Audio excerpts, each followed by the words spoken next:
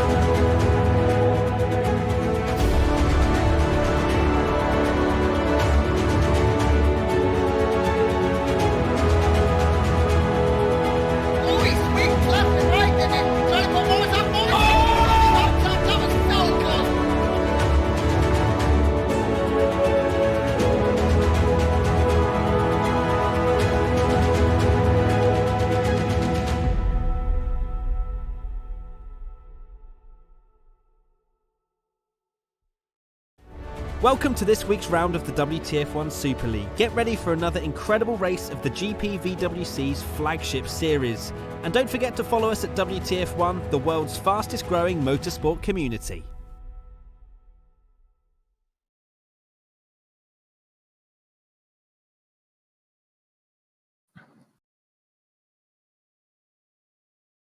Five rounds to go. That is all we got here in 2019 here at the WTF1 GPVWC Super League here this season.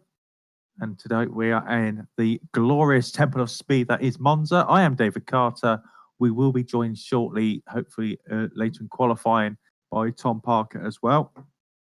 And we've got Gerrit de Vries here doing the camera work here this evening as well, keeping you with your eyes on the action. So, hope you had a good couple of weeks off. Obviously, we had a very, very dramatic race last time out in Belgium, which really did actually spice up the championship somewhat. It's probably one of the best races of the season. As a result of those races as well, we did have a bit of a gap in the top of the championship, where Alex Siebel pulled out a 24-point gap to his nearest challenger, Yannick Bock. As well, Dennis Jordan getting the race victory there, couple of race victory, gets himself back in the total hunt on 163 points. So only 37 points covering the top three drivers. And with 5 rounds to go, still plenty of points to go for here this season. So we just finished practice now. I say we're just going to qualify in a couple of minutes' time. I say all the different drivers. Actually, while we're in the switch over to qualifying, I actually just going to go through all the different, because we've got a few drivers come in and replace other drivers for this round. First of all, actually, Chris Shepherd stepped in for Liam Duval in the Hawkeye, and he's actually looking really, really good while Monza, particularly in Super League lights yesterday as well. Did a great job there, and he's definitely earned his chance here to take part this evening. He's in the struggling Hawkeye team. We've also got, it's great to say, that Ilaria Alcapeas, so we saw a lot of at the start of the year, actually won a race of Super League lights. He's come in for Michi Hoyer in the Scuderia Brasilia car, and it's going to be interesting to see how Ilaria does in his first Super League race. I think he took part in Super League races before in the past, but this is his first time in 2019 that he's taken part in a Super League race. He's also the reserve driver of my team in Formula Challenge, AB Racing, so I'm going to definitely keep my eye on him this evening. Quality driving nonetheless. So we're going to be seeing him, how he does this evening as well. Well, Joshua Anderson's still maintaining his seat in the Mad Cake car as well, so it's a second chance this year to hopefully have a good run, hopefully maybe improve a little bit on last time out of Belgium as well. And I think we got the full, I think we're going to have a full 30-car grid here as well. I think that's the only driver changes that we've had since the last round. We've still got Matthew Williams keeping his place at Storm, which had a great run out last time out, actually, as well. Getting a 4th place finish, the Storm's best result this season. So that really did help out their championship as well. So we're going to see the first lap times coming on the board. First man around, just keep an eye on with Stefan Ruot, and actually look at the Vodbull cars here. It's actually currently, if you look at Stefan Ruot down in P27, he's getting the toe from Alex Siebel, so already you get some teamwork going on here between teammates as well, and Ruot's getting the drag along so far from Alex Siebel. And Siebel just lets him throw the left hand side to go towards the chicane. Second chicane on this circuit, round Monza. Obviously, it's the temple of speed, as I said. And I say it's not many places here to stop, but I say this go through the Lesmos, Lesmo 1 and Lesmo 2, just come up to the back. Veros Musculi's car. Who lets Stefan Ruot by there as well. You might see Alex Siebel try and keep in touch.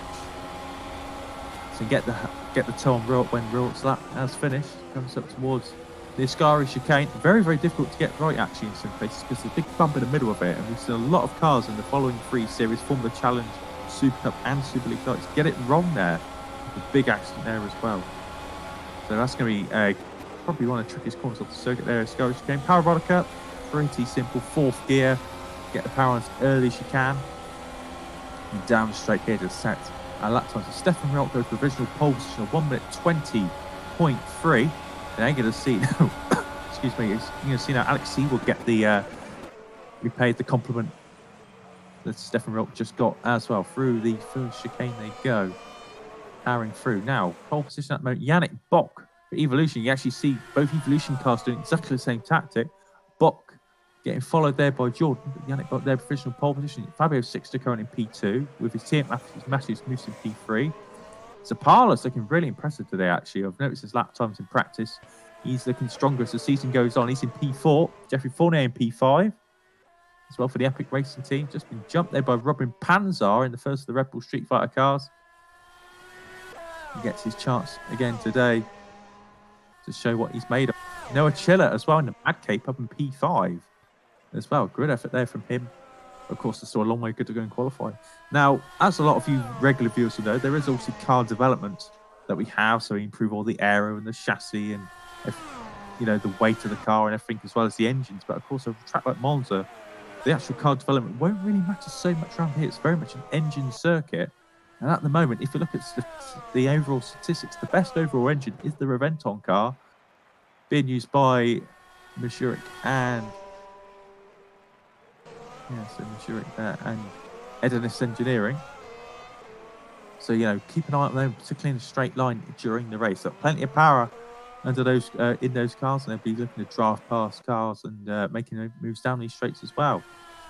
Now, looking back at the front of the field, Yannick Bock still maintains official pole position. Just keep an eye on Alex Siebel. He's gone to P3, jumping his teammate and Dennis Jordan as well.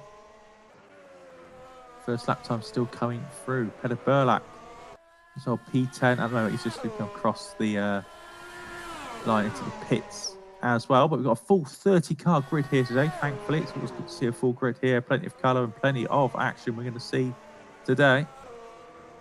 Last year, it was a very much an action-packed race. Actually, we saw Dennis Jordan take his first Super League win here last year. It was a very, very close finish, being chased down all the way. It was by Peter Burlak that day, it was. So, really, really good to see. Hopefully, we can see more of the same here today. Not seen too many improvements so far from drivers. Just see if anyone's improving. Magic Milnek there. He's up to P7 as well in the first of Brasilia cars. He's just moving past Dan Brewer. Let's go through the chicane one more time. It looks like to be the current strategy from a lot of drivers. They do an out lap and their hot lap, and then their in lap as well. No one's really going for 2 runs, so to speak, at the moment. That might change as the session goes on. Just noticing as well, right Kilper went down in P15. He's actually trying to qualify on the soft tyre, the soft compound tyre. Everyone today is using the ultra soft, super soft, and soft tyre, the purple striped ultra soft, the red striped super soft, and the yellow striped soft tyre being the hardest compound here. Dame Rotkip was actually trying to qualify on the soft tyre. Might not be such a bad strategy actually, because it really gained too much in the corners with the extra grip. Maybe the less modes you do, Ascara chicane and parabolica, but it's not really gained such a huge amount than other circuits, of course. So it might be worth a strategy worth paying off. He's down in P16 at this moment in time. Just see if anyone's going faster so far. Just see Musso in 6th place. Sabala's still in 8th. Never Chiller, who started his lap. He's currently P9 for the Mad Cape car. Might as well take an on-board lap with him. We're down the straight there, about 320 kilometres, 330 kilometres actually before the first chicane. Braking really hard there. He's on his ultra soft tyres. He moves past Luke Maguire, another driver who's actually stepping in today for YTF1. The ever revolving door, it seems to be YTF1. We've got another new driver here today. Looking probably not in bad shape actually, YTF1 in all honesty. I think they'll be a good shot here for a point, particularly with Maguire in the car as well. Just going through the Lesmos now. Lesmo 1, he balanced in 5th gear at 130 miles an hour. He gets some oversteer on the exit under the power. Lesmo 2 gets in 4th gear about 110 miles an hour or 190 kilometres an hour. Now he uses DRS down this back straight. Flat out 8th gear here again, topping nearly 330 kilometres an hour. Gets hard on the brakes 50 metres before the corner. 4th gear. It's through Ascari there, the bump in the middle there, putting off, getting a bit of oversteer as well. Gets through nicely. Now it's just this long drag, just trying to wait to pick out the braking point, which is very easy to get wrong actually. You know, it's easy to just miss it by a couple of metres or so. But he gets it nicely. Takes the shortest run to the line here. He's going to improve by a little bit, I think, here, Noah Chiller. He does, he goes from P10 to P9 as well. But that is a lap of Monza here. We're seeing plenty of more of those as the race, as the evening unfolds as well. So a very fast lap indeed. A little bit of lag on my side, but we're back underway. How's the team improving their lap times? We've got a little bit of improvement in Dennis Jordan P5. He's just going up to Power Roger right now. He's got Yannick Bock in tow. Brakes nice and late. Lets the car run into the corner, 5th gear. On the exit there, holds again that short line towards the flag. P5, as he crosses the line, he jumps up a place ahead of Matthews, moves into P4. So nice work there from Dennis. He seems to have really moved up. Matthew Williams there, after his strong performance in Belgium, of course, the Storm racing at P4 that day. He's currently P6 in qualifying for Storm, and hopefully this will be a real, they've really turned the corner with Matthew Williams, hopefully as well. I'm not sure where his teammate Pellegrini is at the moment in time. I'm just going to flick through to see where he currently stands. So he's quite far down the order, actually. He's down in 25th. Right, so see there, Williams really pulling that car up through the field as well. Alario Alpeus on his first race in Super League this year, in P9 at the moment for Brasilia, doing a really nice job actually. He's currently the lead Brasilia car, ahead of his teammate Milnek. Trying to go through the second chicane once again. He pulls over as well. But yeah, Alpeus looking to probably prove in some ways, prove some doubters wrong, because of course he left his team in Super League Lights earlier on this year for Netrex, and you know, he hasn't been back really since. You know, he's been doing some testing here and there for other teams and himself. It's his first race since, I believe, the Spanish Grand Prix. You know, a long, long time ago, you think about it now. Won a race in Malaysia, round 2 of the series, the Super League Lights as well, so he's definitely got some pedigree. Let's see how he gets on today. What else I can really see moving up through the field? David Friday can just keep an eye on. He's currently, well, he was improving. He's down in 27th. He's on the super soft tyre. He's on a harder compound tyre. And that's probably a strategy that you might see Friday used today. He's qualifying a harder compound and try and go longer than other people as well. Chris Shepherd, his teammate, he's about to start his first lap of the session with 4.5 minutes to go. But still Yannick Bock on top with 4.5 minutes to go. Really been challenged, really. He's ahead of 60 by 800ths of a second. And you got Siebel from Jordan. Matthew Williams actually moved to 5th place in the Storm Racing car. He's got ahead of Matthew's moves. Robin Panzer actually been really good qualifying so far. Red Bull Street Fighter P7 in that car. Now they've got a very well developed car actually, so it should be going pretty well around here. I say it's just been a season where they're starting to get it together a bit more now. Red Bull Street Fighter, having a couple of good results. But again, it's not been the season they expected to get. Eros Musculi in 8th. Stefan Rolt in 9th. He's now trying to get, I think he's in line to get a tow from Alex Siebel in the next run in the Red Bull Racing team. There as well. Agpeus now down to 11th place. Alex Cooper in 12th. Zapala in 13th. Sergi Heras, a great performance last time out in Belgium. His second podium of the season. He's down in 15th now as more people are moving up through the field. What are we going to see now? So there's Siebel there. He's going to give a tow to Real any second now. So we've seen a few people move up through the field. Well, maybe not. It's maybe not the case. We've just seen a big line of cars actually. Yannick Bock, currently the pole position guy. He's just let the Storm Racing car of Williams go through it. Looks like they want their own space as the Evolution guys, and rightly so.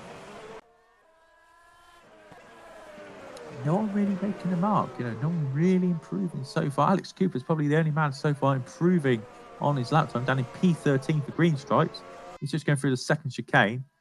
Improves a little bit in the first sector by 700ths of a second, but he goes through first Lesman's gets a bit of oversteer there on the power. The second one as well runs very wide. He goes into the gravel almost there, gets well into the gravel and nearly loses it. Lost a bit of time there as well, but he's going to keep going, keep pushing on.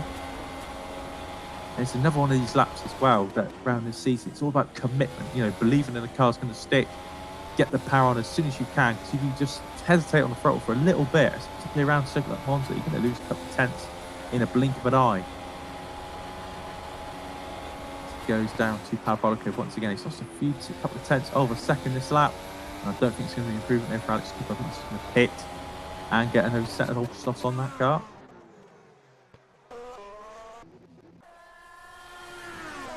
Yeah, no one's still improving. Yannick Box had a good first chicane. That was a really good line from him. Siebel's not really improved. He's in P3 still, at 10th and a half off the pole position time. Alex Siebel was championship leader and reigning champion. 24-point gap he had to Yannick Box. So it's not critical for him to win, but he's going to want to be in touching distance of his fellow German for the start of the race. Just going to switch him so far from Stefan Rolt. Rolt gets out of the way, lets Siebel past, and he gets a bit of a snap on turning, but he manages to catch it and actually gain a little bit of time as well. That seems to be a good corner in here from Siebel. Since the first Lesmos really well actually, and this is always difficult to get right. It's quite easy to understeer off the circuit as well. You can very, very easily get it wrong in the Lesmos, and the car will just understeer off. You go into the grass or the gravel wide on the exit. That can really, really ruin your lap. There's Frascari once again, gets power nicely through there. The car looks like he's got quite a bit of mumbo through there. Really nicely balanced and stable, but he's lost a bit of time there and he lifts off. And lets Riot go back past again. Looks like he's going to try and give it another go. Again, no one really making their mark. No one's really, improved by any considerable margin whatsoever. Sergi Harris might be in line to improve though. He's currently in 15th place. He's just going to cross the line now. Jumps into 8th place. 8th place there for the flag driver there. As I'm delighted to say, we welcome Tom Parker into the booth for here this evening after doing your test. How are you feeling, Tom? Better than I was feeling yesterday. Goodness me. Yes, I'm here. Hello. And glad to be back. Missed last race, obviously. So glad to be back at a Temple of Speed. So in for a cracker, I think. Yeah, it's really, really tasty here at the front of the field. Obviously, your team members, Yannick Bock, obviously in original pole position ahead of Fabio Sixter actually as well, and then Siebel in 3rd. So it's looking really good for the Evolution guys, but it's looking really, really interesting now as the checker flag's out. Dennis Jordan is on a much quicker lap here as he goes through Parabolica one more time. He was a 10th and a half up through the second sector. Let's see what's going to put him. He was the winner here last year, of course, and he goes into official pole position ahead of his teammate Yannick Bock. So Evolution 1-2 as it stands. What is everyone else going to react to? It's Alex Siebel now. He's going through Parabolica as well. And he looks like he's not had a great Parabolica there. It must be said he's going to go towards the line, but it's not going to be an improvement, is it? P4 it's going to be for the reigning champion. Alpeus has gone up to P6. The Brasilia on his first race of the season here as well. Each jump matches moves from Roman Panzar. Zapala comes across the line in 9th place, jumping a couple of cars. Harris down to 10th. Is Mustuli going to improve? He's down to 11th. Oh, he's trying to get a cheeky slipstream there at the end of the lap. No, he does not improve position at all. So it's a bit of a disappointing one at the end, but I think that's everyone who's come across the line now. That's the session done with Dennis Jordan rounding out an Evolution 1-2 here at Monza. You know, he could be in line here, Tom, for a two wins here in 2 years.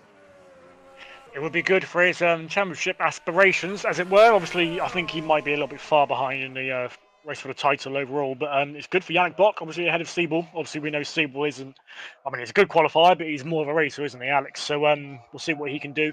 Obviously, around here, it's all about the slipstream, isn't it? And this, if you get into a long train, good luck overtaking someone, because, I mean, it's all about the DRS here, and so we need to see what they've done. But yep, obviously the Evolution boys know what they're doing. Obviously 1-2. I think it might be their first 1-2 of the season in qualifying, actually. So good job from them. So we'll see what they can do. Obviously they've got a title to win. They're currently 93 or 96 points clear at the top, ahead of ACR, who are 4th and 12th respectively with Ruel and Siebel. So they're looking to try and put this out of reach from the ACR boys. They are indeed. The gap at the moment, 93 points ahead of ACR. ACR in turn 45 points ahead of Red Archer as well. So, you know, bits of gap there. The closest battle actually in the championship in the teams, Edge Esports on 136 and Epic Racing on 132. That's nice and close. And then 6th and 7th flag to flag on 107. They jumped Edinus Engineering to P6. Edinus down to P7. They're on 99 points, so 8 points there, the gap. So, you know, 5 rounds to go here, Tom. It's getting down to the nitty-gritty stuff now, isn't it? It is, and it's where it's point where every race and every result counts now. So I mean, like from even just like a 15th or a 14th, 1 or 2 points can be the difference, obviously, in that Edge and Epic battle. Where are we? We got qualifying where I can never remember who's with these days. Edge. Top Edge is well, it's only Burlack in 18th. I think that's a surprise, isn't it? Really, 18th and 24th. Yeah, we did not expect that at all. So now, I'm wondering if they're going for a high downforce setup, maybe. We'll see. Maybe they're expecting a bit of rain. I don't know what the forecast is for today, but could be that. But an Epic, I mean, they're not much further ahead. They're only 14th and 15th. But when you see a qualifying session separated, top 26 separate by less than a second, that's nice and tasty. Yeah, it's going to be close stuff. And of course, if any of you guys at home watched the Super League Lights race yesterday, I tuned in for it. That was a pretty big bad start. We saw a big, tight, close grid together, and there was a big accident in there as well. So these guys have to be careful that we don't see a repeat of that as well. Now, if you guys at home are watching this and you're thinking to yourself, this GPVWC series, you know, it looks pretty good to get involved with. I'd like to have a go at that myself. Feel free to sign up on the website. If you check in the video description below on YouTube as well, you can find out how to get involved. You can join the Discord. You can join the website as well. And we actually have an Academy Series race coming up next Tuesday here at Monza for all new members or drivers who don't have a contract at a team to take part in. And for you guys, it might just be gain experience. It might just be for a bit of fun, you know, just to experiment how the series is run here. It's very, very professionally run at a league level, so you know it's really, really good fun to take part in, and a lot of experienced people here as well to help you get started as well. So feel free to check that out as well. Just check the video description how you can get involved, and I say we're more than happy to help you out get to the grid. So it's going to be an interesting race this evening. Obviously 53 laps ahead of us, Tom. Strategy wise, what we're going to expect here, probably going to see one stop. Some people to try out further down the grid. Yeah, so I think Chris Shepherd did a 2-stop yesterday. He made it work. Fair play to him. I think he ended up 6th in the end, so Chris did make it work. So I mean, it's a viable option. But obviously, if you go to Evolution's Twitter account, they're very, very good at explaining what will go on in the race. So I know, obviously, I speak to Dennis, obviously being quite close to him team-wise. So for the race, you can probably go to the end on super softs or softs from lap 15 onwards. So quite, yeah, like I said, it's not a tyre heavy track, is it? This one's mostly straight. So it's probably going to be a one-stop. ideally, the first stunt you're going to be wanting to go to 20 to 25 laps. So not going to be seeing a pit stop for quite a while, I don't think. And he thinks an ultra soft overcut might actually be better here. So not very often we see that. So it'd be interesting to see what how that plays out. Obviously, that will depend on if there is a draft. If you're in the draft, obviously you can just tire save easily peasily and just back off, and you can back off your pace by about a second a lap. But if you can stay in the slipstream, that guy ahead of you is doing all the work, going as fast as you can. You're just dawdling behind him in the slipstream, saving your tires. So it's going to be interesting to see who goes what. If there's going to be team play, obviously Evolution looking really good. 1-2, obviously they can play some team games and get a draft going. And if they can pull away from the pack, you could be seeing a dominant victory. But it does depend. 23 seconds lost in the pits. That's about a third of a lap. So I mean, they could be coming out of Ascari, and you're still going to be ahead of them. So obviously, it's just a quick lap. I mean, 1 minute 19.1 was the pole round here. That's a pretty damn quick lap. So going to be interesting to see. Definitely a one stop. So we'll have to see who links first, really. But I mean, unless you're very, very, very heavy on tyres, I would expect a one stop. Hopefully you'll see first people in from round lap 20, 25, I would say. Other than that, it's just get into a slipstream, find someone you can work well with, and bang, there's your thing. As long as you can get somewhere where you're not fighting them too hard, not losing too much time to the people around you, I think that's your best bet for today. So that's the expert opinion of Tom Parker. I expect to see the one stop today. Probably going to be running for ultra softs and then super softs, I imagine, for a lot of people. Yeah, it depends. So someone like Dennis, you'll see him do. Dennis and Alex, they're your two main ones who can. Peter Burlack, I think if there's rules let him, he'd probably do ultra, wouldn't he? But unfortunately, you've got to choose two Kaya Pompans better, so unlucky. But it'll be ultra soft, super soft. The majority, like I said, if you're a bit harder on your tyres, probably ultra soft.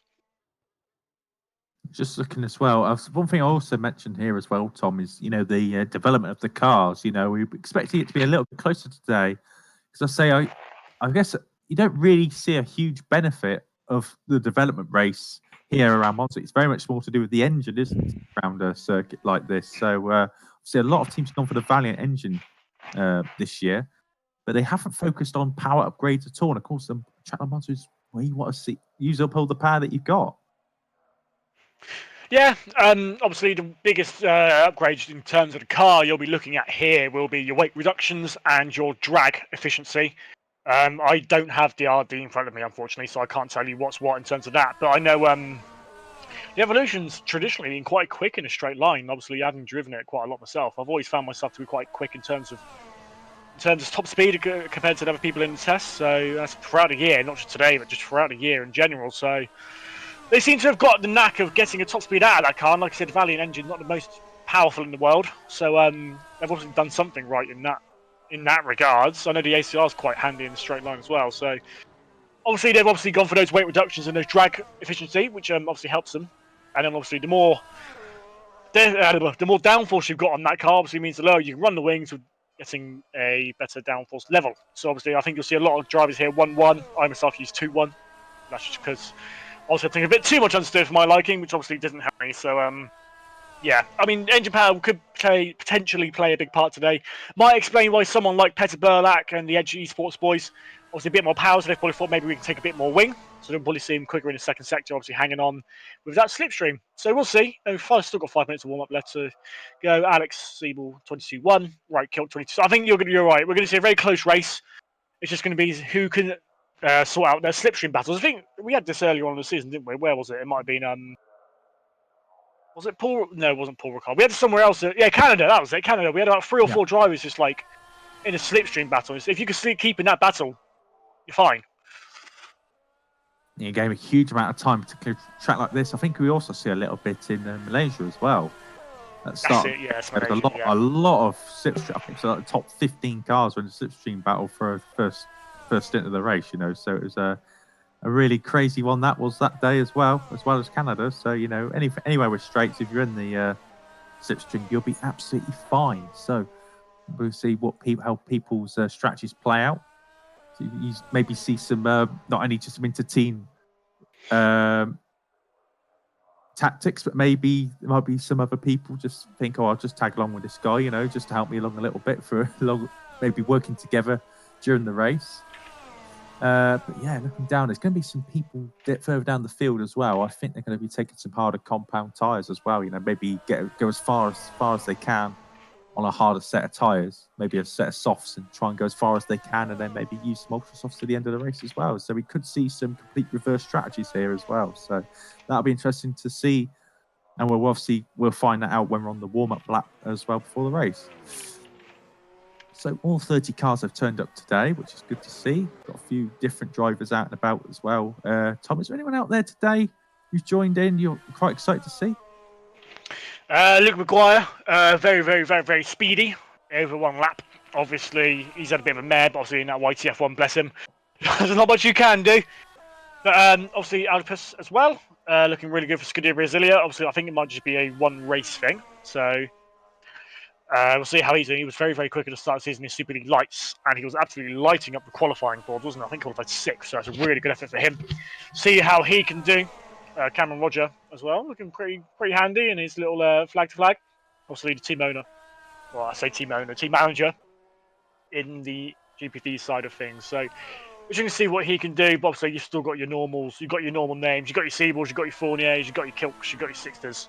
Sixter impressed me actually quite a lot in qualifying, qualified 3rd, so bit of a quiet one last time out, if I remember rightly. So maybe looking to get himself back in the mix, obviously, with Dennis outperforming him in the last couple of races. It's going to be interesting to see what goes on in that championship battle. Obviously, 3rd place in the championship, quite prestigious, obviously, quite a high level of talent this year. Obviously, we've always had the high talent, so I don't think we'll ever reach the heights of the Rudy Van Buren days. But obviously, Seaball and co are giving it a damn good run for his money. So interesting to see there. Maguire, see if he can score some points for YTF1. He's a very handy driver. See how the Scuderia Brasilias do today. And yeah, see how Cam does in his little machine that he lovingly looks after. So it's going to be eventful. Also got a couple of penalties on the grid. We've got Robin Panzer, actually had a pretty good qualifying for Rebel Street Fighter. He's going to have 10 place grid penalty, as well as Stefan Ruhl, who will also have a 10 place grid penalty after. It's actually the only penalty that happened during the race last time at Belgium, actually, as well. And it was such an eventful race, Tommy. All the rain, all the what time to be on at what time, expecting a lot of incidents. It was literally just the one penalty that was given out for the whole of the race last time out, which I found astounding because I thought it'd just be penalties galore. But no, it was really, really well behaved by the looks of things. Yeah, it just goes to show the testament that actually when the drivers are behaving themselves, actually, clean racing can be had no matter what the weather. So props to the guys, well done. I know in Super League Lights was the same as well. I think there was only one penalty in Spa. So really, really, really good stuff from the guys. Obviously, it shows that you can have clean and exciting racing at the same time. We don't need any of this argy-bargy stuff. Hopefully, we'll have a bit of a better start in Super League Lights yesterday. Didn't even get to the first turn before there was a car in the air. So we'll see as the grid is starting to be set. And Mr. Kruger at the back in 30th. We've got Cameron Roger as well. He's also got a 10 place grid penalty from a previous round as well. He's got to take as well. So we're seeing the flag to flag going further down the grid as well. Apart from that, apart from those 3 drivers, that would be it regarding penalties. So not too bad. Well, it's a track like this as well, Tom. You don't really want to be starting further down because I say you could be very, very quickly in a battle when you're losing you're in a battle that's not. You got another battle up the road of you as well that's doing their own slipstream battle. It's a bit like an oval, really, isn't it? You've got to kind of work together. You've got to make your way forward somewhat. So, and of course, after yesterday's incident, like you just mentioned, it's like very, very easy to get caught up in a big, big incident on the way down to turn 1, all the second chicane. Absolutely, yeah. And I mean, I think the person that will start off, they were 6th. So even being at the front isn't a guarantee of safety. Obviously, if you're in the mid pack, that's going to be where you're really. Where I'd be scared. Obviously, you've got people breaking early into turn 1 in front of you, but then obviously people trying to go for the one lap, one dive bomb on behind you. So it's quite a nervous place to be between your 10th and 20th ish. So you've got to be very aware of your surroundings. Obviously, it's not. I mean, it's quite a wide track, but it's quite bumpy as well. So it's quite easy just to get onto a bump and unsettle the car, and you get onto the grass and it's bumpy as anything. So got to be very, very careful. But obviously, these are the best drivers, some of the best drivers in the world. So obviously, they know what they're doing. Interesting to see if there's any incidents at Scari. Obviously, there was quite a high-profile one yesterday. Obviously, the exit of Scari is a bit of a bug, which I don't think anyone was affected in qualifying, which is good. So hopefully, fingers crossed, we won't have any incidents during the race, but we'll see. Moving to race in a moment, Chris is just giving his last instructions before we head off for 53 laps of what should be a very exciting race. Will do indeed. Will do indeed. We'll see what strategies people decide to use as well. Obviously, one stop is the order of today. But we'll see what happens further down. I think you're going to see some people try different stuff further down the field. More here than probably other circuits as well, just because the way tyres work around here as well. So warm-up is now finished. We're hopefully just going to get over now to the race session and people get onto the grid as well. Let's say nice, really hot actually temperatures as well today. 30 degrees ambient temperature and track temperature 31 here, Tom, as well. Was that potentially playing people's strategy a little bit? I know it's not the highest tyre wear, but you could see potentially a bit more wear, particularly on these ultra softs. Yeah, it could be. You could see. You could very well see someone diving maybe a couple of bit earlier or go on to soft as a result. Yeah, that could be a very good point. Obviously, and if you're in the dirty air, people, and you are going through those long, like Parabolica and Ascari, you do get some tyre wear. So interesting to see. But I am expecting mostly ultra supers, but the heavier ones, your heavier tyre users, such as who's heavy tyre user on it? I think Fournier might be quite a heavy user. I can't really remember off the top of my head. Shepherd. Yeah, Shepherd definitely will be. Well. Yeah, he two-stopped yesterday to, like I said, to quite a good effect actually. So interesting to see if he makes that choice again today. Someone like Burlock, I'm expecting ultra soft, super softs. Brewer maybe could be an ultra soft. Have to see what he can do, but especially from the back of the grid down there. So maybe trying to do something else. But everyone on the grid, and away we go on our formation. Now we've lost David Krupa from the back of the grid as well. He's not made the grid, so he, unfortunately for YTF1, is already a DNS in this case, which is unfortunate for him. But we've still got 29 runners and riders, so we'll take you through the grid. Dennis Jordan takes another pole position. He just drives on the grass there, actually, on the run out of the chicane. But there he is, pole position for Dennis Jordan. He's hoping to make it 2 out of 2 of the win in Belgium. He's got his teammate alongside him, Yannick Bock, here as well.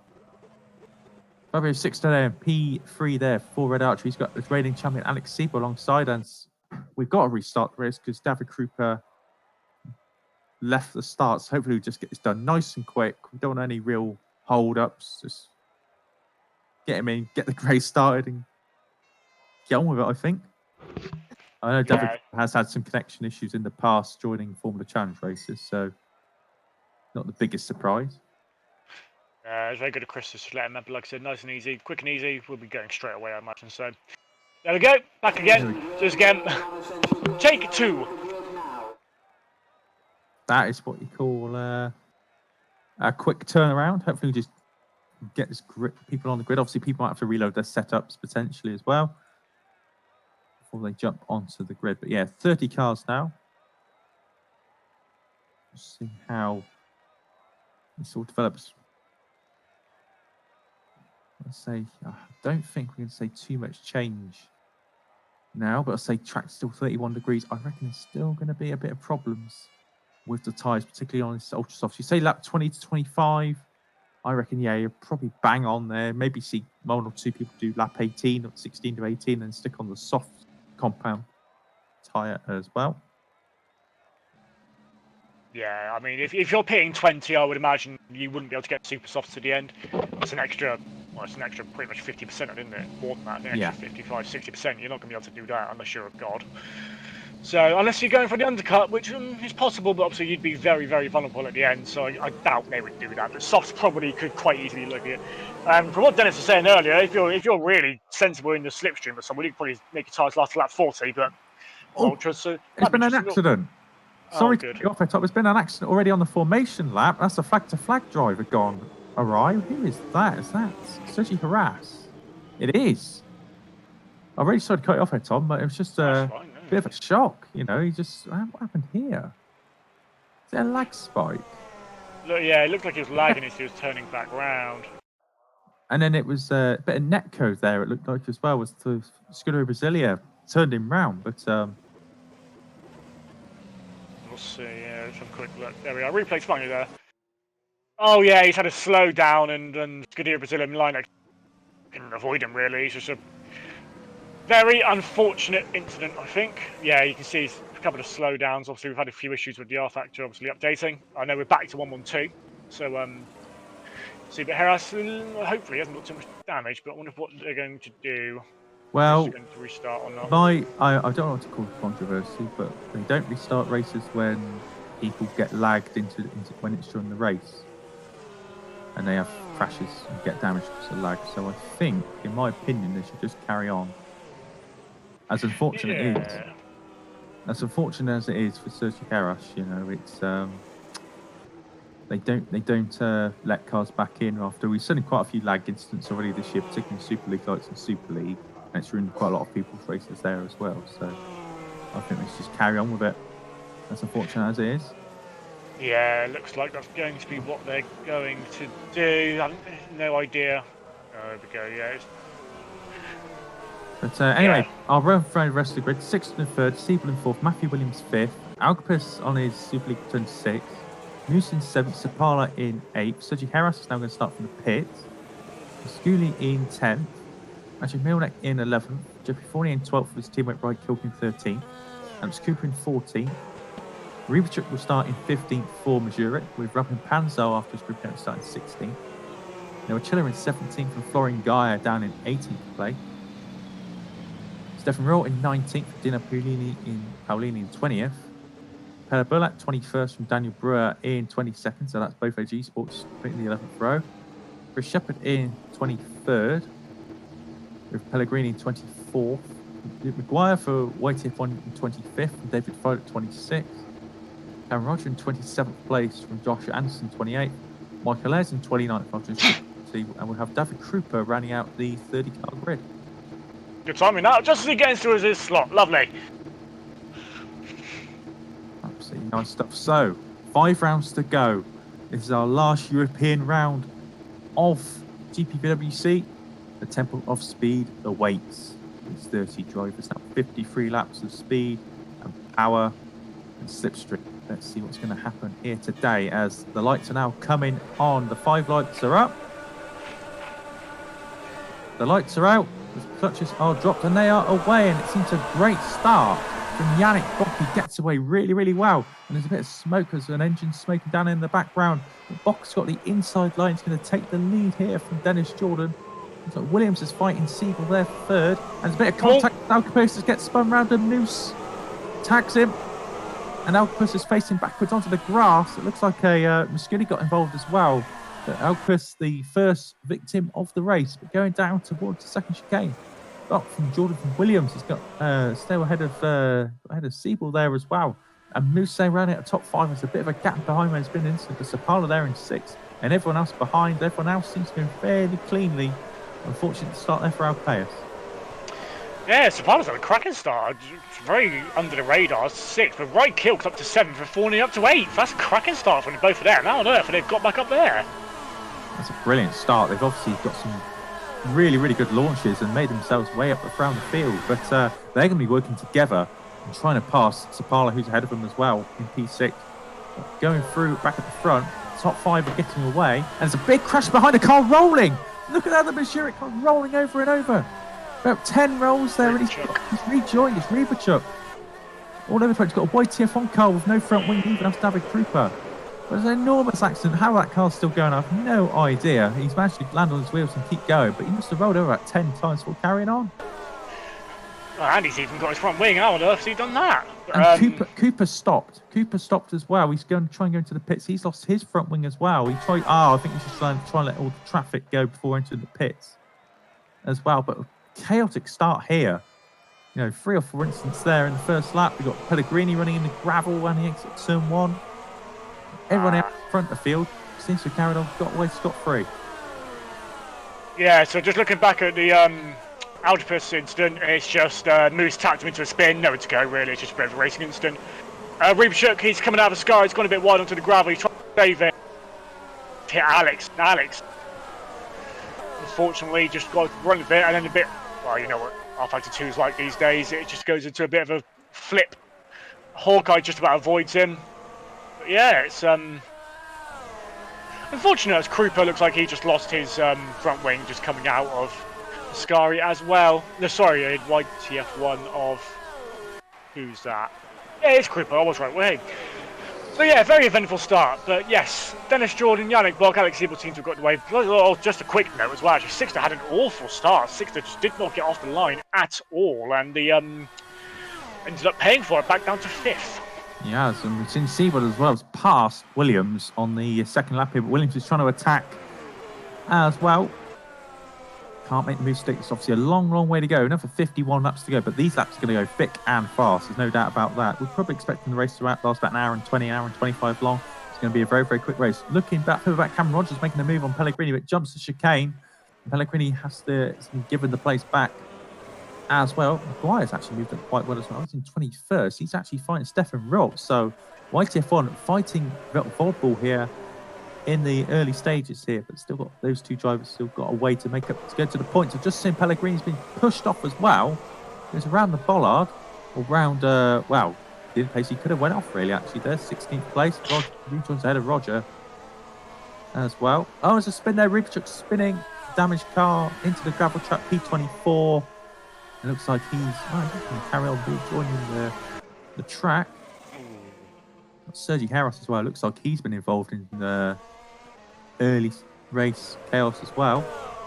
Roger's off. Sorry to cut over you. Yeah, Roger's off into Ascari. I'm not sure if there's a tap, but down to 22nd for Roger, which is a big shame because he was battling away with Ruau and co. Pellegrini as well went off the circuit as well and rejoined right on the side. Can't quite see what car he rejoined. I think it's the Zurich car, Paolini. Williams on Siebel's made a stick this time, back up into 3rd for the Williams, who absolutely dominated yesterday in Superleague Lights, winner of the race. Meant a certain Mr. Gosby and beat the unflappable Mr. Schmidt. So Mr. Williams could be in for a shock result here today, up into 3rd. Nice move there as well. Just seen there was a car without a front rear wing. Sergi Harris has lost his rear wing and is out of the race already. So a real disaster for him to start from the pit lane after that incident on the formation lap. Alpeas as well has also got a stop-go penalty to serve as well. So for a few drivers, it's really been a shocking start, and they got a long, even race ahead of them. But looking back at the front of the field, Williams is closing up to the back of Dennis. He's all over the back of him, going into the Ascari. I'm wondering if Matt's got a very, very good top speed. I'll just go on board for him. Let's have a look. And interestingly, actually, I wonder if he's going to, if Dennis is going to get DRS actually, because Yannick is just over a second away. Actually, it's more than just over a second away. It's about 1.5 seconds off. So, will Mr. Jordan have DRS to help him defend from this? I don't think he will. No, I don't think he will at all. It's almost like he's been backing up himself up into the back of Williams' car there to give Yannick Butt the gap there. But Williams there making the move down the inside of Dennis Jordan up to P2 for Storm Racing here. So Williams done a super job in the opening laps here to make it 7 to P2, but it's an absolute key point that you make there, Tom. Watch out for that straight line speed of that Storm Racing car. That looks a very, very quick car today.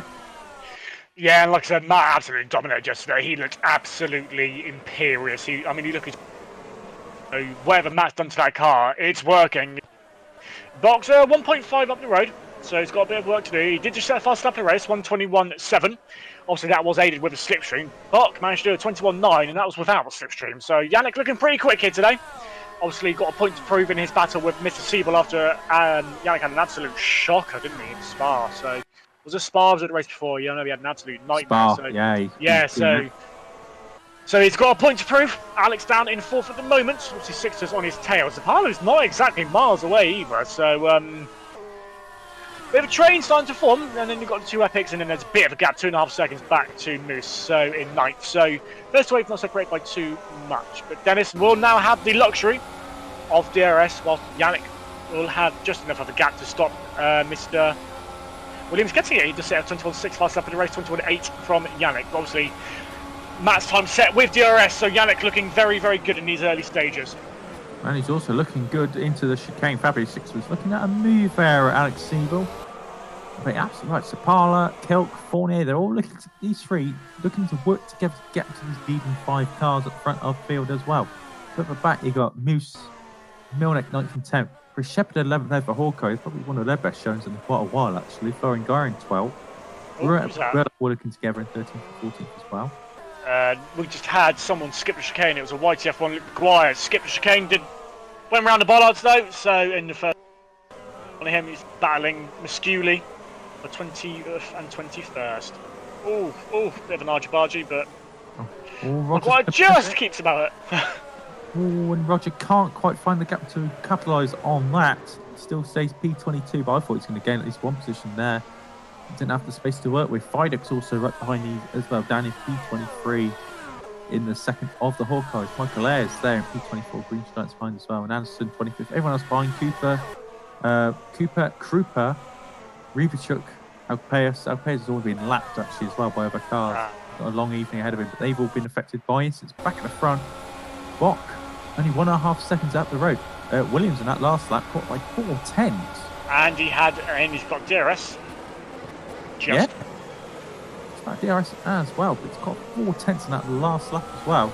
Jordan's also making hay with the sun shining as well with DRS as well. Williams looking quick and dragging on Jordan with him. They're also starting to pull a gap to Sixter.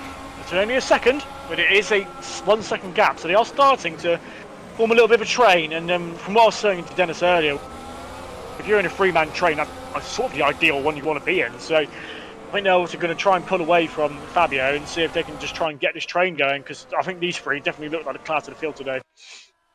I'll probably give them a curse now, but there we go. Just looking further. Make things interesting. Yeah, absolutely. Well, hopefully this is going to be a long, exciting battle at the front of the field. But I think you're right. I think these three at the front just have the edge, very, very slight edge on Sixter and Siebel behind. But maybe they're playing a slightly longer game. We don't know. Sapala, a couple of seconds behind Siebel. Really difficult to keep up, but hopefully he'll drop back a bit and works with Kilt and 48 as well. Wait for the back. I did see a nice little battle actually. P19, Wire, Musculi, Pellegrini, Roger, and David Fider. These are battle for 19, so outside the points, but saw a nice little battle nonetheless as well. No real big battles going on in the process, but down straight as well. We've already done more than 10%. We're now on lap 8. 7 laps completely down to the 8th lap of this race. Box still leading, but the gap's coming down. It is, and Matt is actually pulling away from Dennis a little bit. It's about a 1 second gap. Yeah, look at that. Matt Williams, he just has such confidence on the brakes, doesn't he? They've got very similar top speeds, I think. Top speed from Yannick's 3.32 and Matt's 3.31, but Matt has so much more confidence going into the corners. It's crazy. He's braking about 10 meters later and he's just making it work. So he's got something dialed in that car and it's looking absolutely amazing. Look at that, he's only half a second off.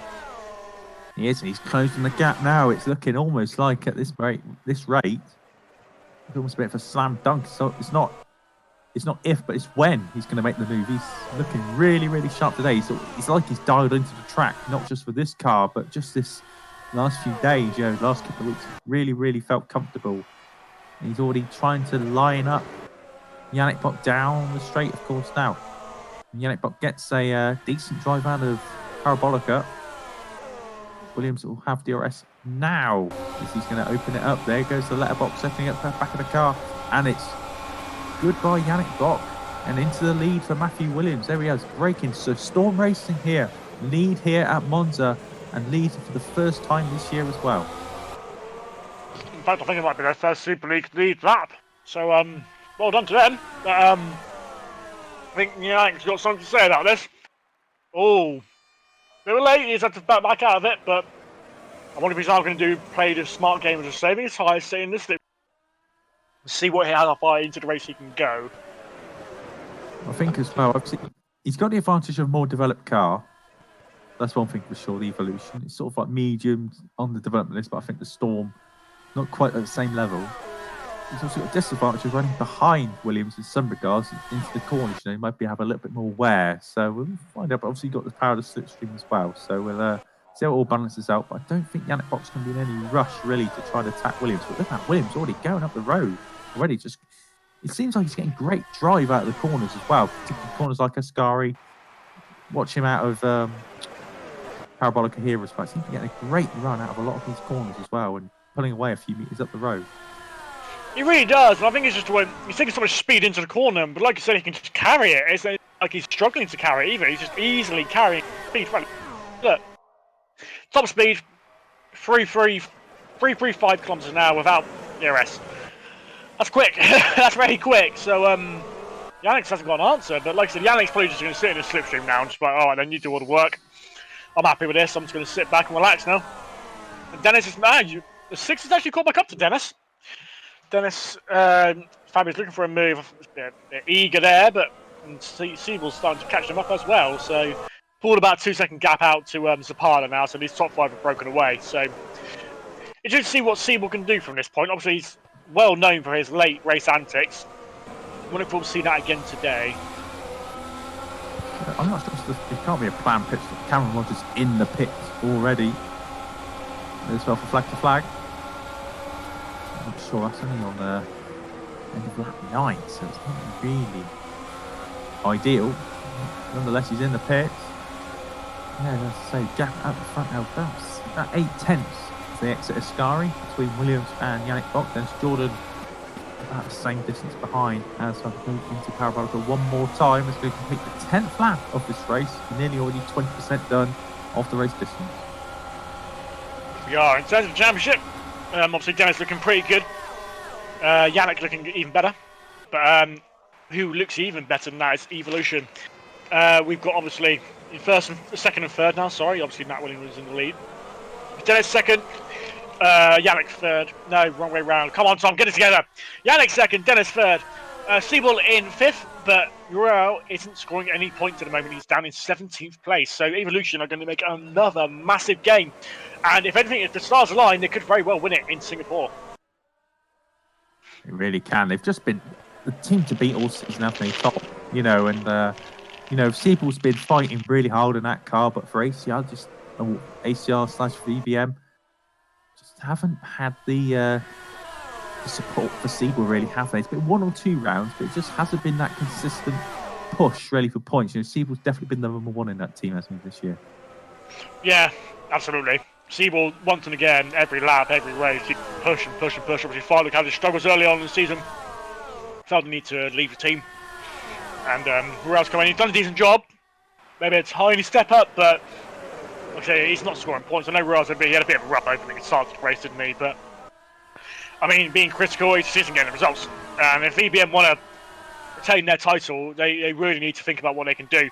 I mean, and it's not through lack of trying. Obviously, Ruel is doing his best. Obviously, he wouldn't do anything to harm the championship, but it's just, what can they do? They're 96 points behind already going into today. What can they do? Personally, I think it's the Evolution's test driver that does everything, so shout out to him, whoever that is. I wouldn't have a clue. No, neither do I. But no, seriously, like I said, Evolution have just got it right up there. Whatever they've done this season, they've done it, and they've done it right. And that shows, and they've been consistent. Obviously, Yannick had a bit of a nightmare last time out. But everyone has one bad race. I mean, Siebel's had a bad race this season for sure.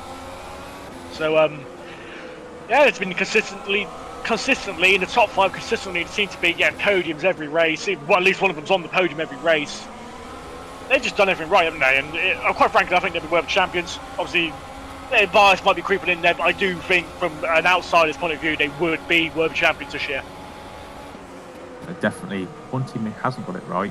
YTF won this year, and they've just got Luke McGuire in the pits, changing his front wing now, and going back down to the back, down to 25th, just going to get ahead of his teammate David Crick in 26th. But it's been strong, and I'll tell you one thing as well, because after this run we've got 4 rounds to go. I know it's a bit early for some of you guys, but I like to talk about things like this. The silly season. Any potential driver transfers out there? What teams are going to see in Super League next year will come up to Super League. Actually, I'll tell you what, let's not talk about that. Yannick Bock has taken the lead from Matthew Williams. The 2 Evolutions working together.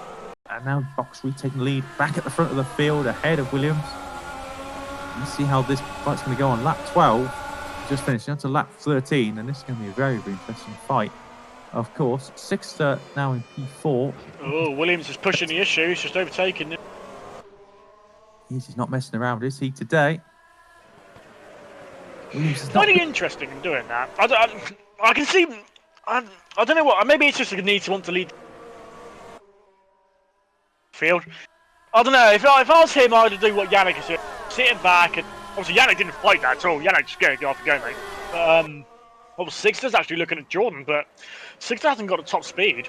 I don't think Six has quite got enough juice in that engine to make the overtake stick. But, yeah, I mean, if I was Williams, I mean, fair play, he's doing. I can't talk. I'm not as good as he is, obviously. But if I was him, I'd be sitting back a little bit. Look, Yannick's just going to break out. He's just going to let Matt do the hard work in the corner, and he's just going to drift up to him again. So I don't know. Obviously, he's got his strategy, so let him do it. But personally, I would do something a little bit different. But they're starting to lose a bit of time now. They're all back in the low 22, so this isn't helping them.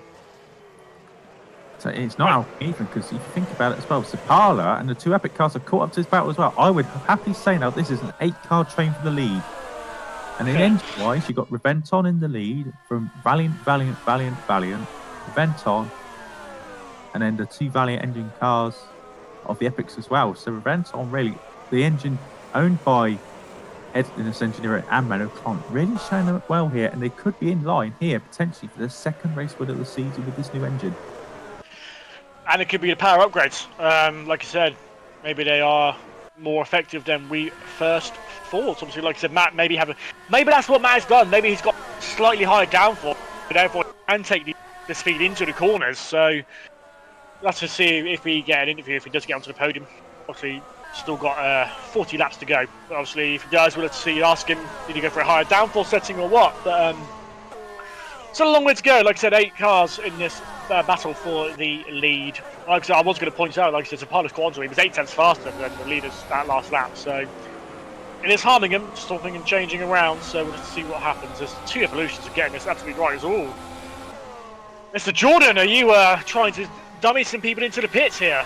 Side to the pits and decided not to go for it. Bok goes for the lead once again. Bok goes for it and retakes it. We've got lap traffic as far ahead. We've got both YTF1s just up the road from this, as well as I think Joshua Anderson's car as well. Or is it just going into pits? Just gone into pits, Joshua Anderson already, but both YTF1s are just up the road here for these 8 cars to negotiate as well. Lap 15 of this race, and looks like Williams trying to force this once again, but can't get it done. And Bok holds on to the lead as well. So it's a long way to go. Just under 40 laps now to go. 1/4 of this race done now. Yannick's now got DRS from the guys. Oh, that might help to save his bacon now after that. Little tires coming out of the second Lesmo. Get away. DRS helping him out with Krupa. Yeah, he's going to use a slipstream there as well. Clever from Yannick to... oh my goodness me, that's scary. Maguire goes off. Well, the guy's held it. He's actually just escaped as well, but really good job actually there to just hold it on the inside of the corner, not come onto the racing line. So a nice job there from him. Now everyone's passed both YTF1 cars now as a result. This trip gets away really nicely, but back at the front. Williams is back in the tow, and he gets alongside the Evolution car as well. Looks like he's going to retake the lead once again. So it's a case of, oh, look at that, down inside Sixter, almost looking down the inside of Dennis Jordan. Didn't get that job done. Everyone else still in line. Milnick in 9th on the zone behind, just looking a bit further back. Nothing really going on regarding moves, but it's definitely this lead battle at the front that we're going to focus on. Yeah, everyone seems to be a bit spread out, don't they? I mean, these top 8 are closer than anyone else next to each other, so it's interesting to see Yannick actually set his personal best at the race last lap, round 121.78. So it shows that if they are not playing silly buggers in the straights and the corners, they're actually still pretty quick. So what if they'll realise that and they'll start to ease off a little bit, take it a little bit easier? But still a little way from seeing pit stops yet. We're only on lap 16, so still got about 5 or so laps where we even start to see anyone thinking of coming in. But Matt's got a bit of a gap this time. Obviously, these 2 straights are coming up. Yannick will be straight back in the thick of it. As actually, Six is quite close to Dennis this time round, but look how he's got a quick car in a straight line as Fabio, 350 kilometres going down there, and he wasn't even have DRS open, so Dennis could be risky. He's trying to, I don't know why he's doing that. He's feigning out going into the pits. Why? All he's really doing is affecting his toe, but then again, they're all making a move now as Bok moves down the inside of Williams again. And once again, Sixter failing to get past. I wonder if Dennis John's also inadvertently not only putting people off going, trying to dummy into maybe pits, but also, breaking the toe a little bit. Williams again gets back past. So once again, you know, we're going to see many changes to the league at this rate, aren't we here, Tom? We've probably seen about, 10 changes already. Yeah, that's just in the last 3 laps. Believe me, actually, seems to be changing every one. Yeah, it's case of, I feel like I said, it's like who's going to be the second place on the last lap to get that slingshot and defend going into the parabolica potentially. But yeah, I think the only reason Dennis is staying ahead of Fabio is because Fabio's got such a huge top speed. He's got 352 kilometers an hour going down towards the first chicane. This is Dennis's DRS, and I think maybe that's what Bot's trying to do. Just check out. Maybe Dennis has decided I'll go on now. I'll go on a 2-stop. We never know. But Dennis is always the one who seems to go longest, so not very likely. But we'll see. Is he going to dummy again? No, he decides not to play it this time. So we'll see what happens as we go to the line for lap 18 of 53. Here we go. 1/3 distance as Williams now goes defensive. Decided he's going to go defensive this time. He can do it. You know, he holds on to it this time around. Not too bad at all, but front 8 still welded together. I think Milnick is closing bit by bit to these guys at front as well. Fast lap of the race so far, actually, Fabio 6 on 21.5. So that lap time will come down as the race unfolds. Look a bit further back. Sorry, I just don't know how Williams has made that. He's braked about 20 metres later and can still make the corner. How on earth is he doing that? He's got his car set up to an absolute T. Ooh, sorry, I just thought that's bloody amazing. I'll tell you one thing though, I mean, it's a bit Oh, it's impressive stuff, but we wonder what brake settings he's got on that car as well, because you've seen, particularly, I know it's a different team, Madcap having brake failures as well this year. It's not something I like to think about, but, you know, is he perhaps pushing the car a little bit too hard? Now, he's obviously got experience with brakes testing in the Superleague Lights race as well, but obviously slightly shorter distance as well. So we can see how this works out. Hopefully he's got the brakes to last, because if he's pushing the brakes that hard, obviously the brakes can run hot as well. So we'll keep an eye on that. The 18th time, we go down the straight. We're going to see now, is he making a move? Yannick Bock, he gets alongside Matthew Williams, but Williams again defends, late on the brakes, as you say, once again. Could this be the glory day for Storm Racing here once again after, let's face it, a disastrous season up until Belgium? Could this be the day that Storm Racing get their first victory here today? Well, yeah, like I said, it could even be their first podium. It's just Matt's got such confidence on the brakes. It's crazy, isn't it? I mean, okay, yeah, he's not straight sort of slipstream, so he will brake naturally a bit later, but it's not even like a small amount, it's noticeable. You can see it when you're on board with Yannick. You can see how early he's having to brake compared to Matt's. Like I said, hopefully it just means that Matt's brakes aren't going to blow up. But I think it's because they don't. It'd be great to see a new face on the podium and on the top step potentially as well. So still a long way to go, but Matt holding his own up against these 2 championship protagonists behind him. Down the straight one more time. It looks like the Sapala's getting closer and closer as well to Alex Siebel as well. Obviously, the Reventon powered car as well, closing up to the back of the Valiant powered car as well. The extra horsepower going to be doing wonders here today for Sapala, as well as Matthew Williams at the front as well. But they come again one more time. Just really close stuff. Looking a bit further back, I've just noticed as well where Gaia in 12th, he's actually the first man to make a planned pit stop after 19 laps. That'll be a 2-stop earlier, I reckon. Yeah, I reckon so as well. What's he going to go on here? Soft tyres. It's the 1-stop. Another car coming as well. Noah Chiller as well, planning exactly the same thing. I reckon that's going to be a soft tyre going on the car swap. That's the first planned pit stop here today. He's going to have 36 laps. No, sorry, 34 laps on those tyres. Florian Guy, he should be able to make it from there, shouldn't he? Yeah, thinking about it, he probably will, yeah. It's on his own, though, so he might not be able to save tyres because he wants to. But we'll see how the undercut works. Obviously, everyone's right flow on his tyres. See if he can get some massive PBs. Obviously, maybe not the fastest lap of the race, obviously thanks to the slipstream effect, but see if he can set some. Sector 2 is where you're looking for, isn't it, really? That's where you're looking for your quick sector times. If you're quicker in sector 2, obviously it means the tyres are working better in that sense. But obviously, you want to make sure you've got someone to partner with if you're going to. So, wouldn't surprise me if you end up seeing someone like Evolution Boys maybe pitting a lap apart. Sorry, not the last lap. Sorry, pitting the same lap, but maybe one of them. Oh, was used that. Anderson's off. Josh has lost his front wing going into chicane 2, unfortunately. So that'll be him in the pits again in the next time he goes by. But yeah, going back to Evolution, I can see them maybe pitting on the same lap, get a bit of a gap, so just so they can keep that slipstream. Just because I think it could be that effective here. You know what I mean? We'll see though. Plenty of time until they have to come and make a pit stop. Speaking of making a move, Yannick Bock down the inside of Matthew Williams once again. Groundhog Day at the front here. Look at that over and over again. We're seeing the moves into turn 1 and turn 2 into a little bit wide, gets a late apex, so into the first Lesmo. Let's say the top 4, and you always wonder about Alex Siebel, you know. Is he just playing this calm? Is he just thinking long game, get out of that sort of slipstream enough so they're not getting affected by the tyres? Is Siebel really pushing as hard as that car can go? I think, personally, he's backing off a little bit so he can save the tyres out a little bit more as the guys ahead of him. Yeah, I think the same. Alex isn't stupid. He's going to be saving his tyres, saving his brakes, even potentially as well, just to, like I said, overcut can work, but only if he has a slip. I think he's going to follow everyone because I think it gain you time. So we'll see as now we're on to 22. Will Matt go for another move? Just having a look. Oh, look at that.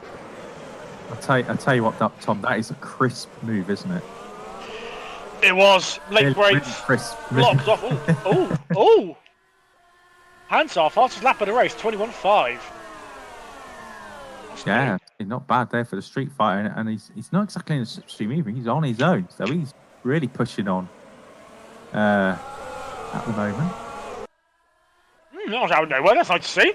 Good for street fighter. Nice to have that's a good news story for them. Wonder if they'll keep that up going on to the race.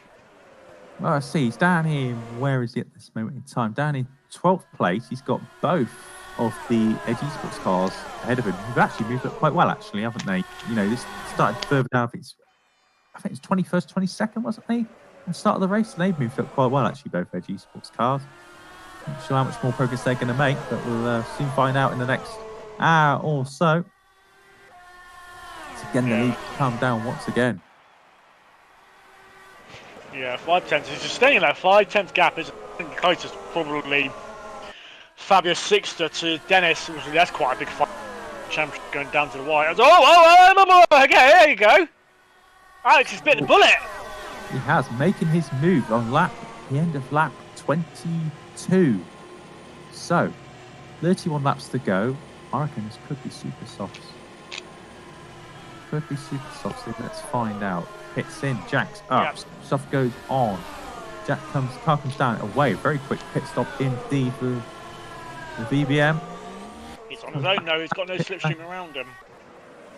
He hasn't, has he? It's going to be difficult because obviously the YTF1's going to be no use because he's going to get out of the way. He is literally on his own. Comes out of lap 22 P15. He comes out of the pit.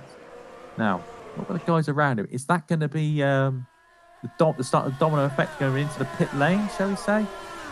Well, people's pit lights have started going on, so I reckon we could see Matt Williams in this lap. I think you could see one of the Evos in. Sixer's got his pit light on, so has Kilk. So it's Fournier, interesting. I wonder what they're going to do there. Zavala hasn't, though, and neither has Yannick. So, and Yannick's actually broken away a little bit. Look at that, Dennis Jordan's actually going to go for the move. So, 1-2 for Evo again. Let's see. Matt Williams' tyre. I think he will be in his tyres starting to go a little bit squishy. Yeah. Oh, Dennis. Oh, that's a bit naughty. It could be a trouble. Naughty. I wonder if there's going to be any investigation into that after the race with Dennis Jordan. I'm not sure if he's crossing a white line or anything like that, but interesting to see nonetheless. But Williams is in. He's on super softs. Right, Kilk is also in. He is on soft compound tyres. That's an interesting choice there. But the critical thing is where they're going to come out regarding to Alex Siebel. Siebel's coming through. He's beating him out! He's beating him out. So the softer rubber doing the job. The newer rubber doing the job. And Siebel's got the undercut really well there. So he's past Matthew Williams. Now, where's this going to put Siebel out in comparison to the Evolution guys? Do you think, though, Matt was battling? Matt was battling with Dennis. So he would have been held up a little bit. Yeah, ooh. Let's come in trouble for that. I wonder if anyone reports that he could very well get a penalty. So, yeah, it's a bit naughty, but we'll see. Yannick, funnily enough, set fastest lap of the race last lap round, so he might be okay. And Dennis is absolutely flying. Dennis is now 3 times up on his personal best for the last race, so he may very well.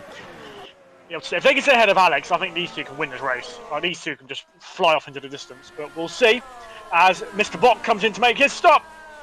And Alex is at 21.471. They're setting fast laps of the race, even though they're out there on old tyres. So fair play to them. 21.401. Sapala's also in. Josh Anderson pits yet again. More damage on that car, we assume. Fournier is also in. Who's going to? Where is? Oh, softs. That's interesting for Bock. Here comes Siebel. He cuts across the line. He's got. He's miles ahead. Miles ahead of him. Look at this. Fournier, Sapala, Box. Yeah, miles ahead. He's got nothing to worry about whatsoever. But soft tyres, the compound. Anderson's trying to get out of the way.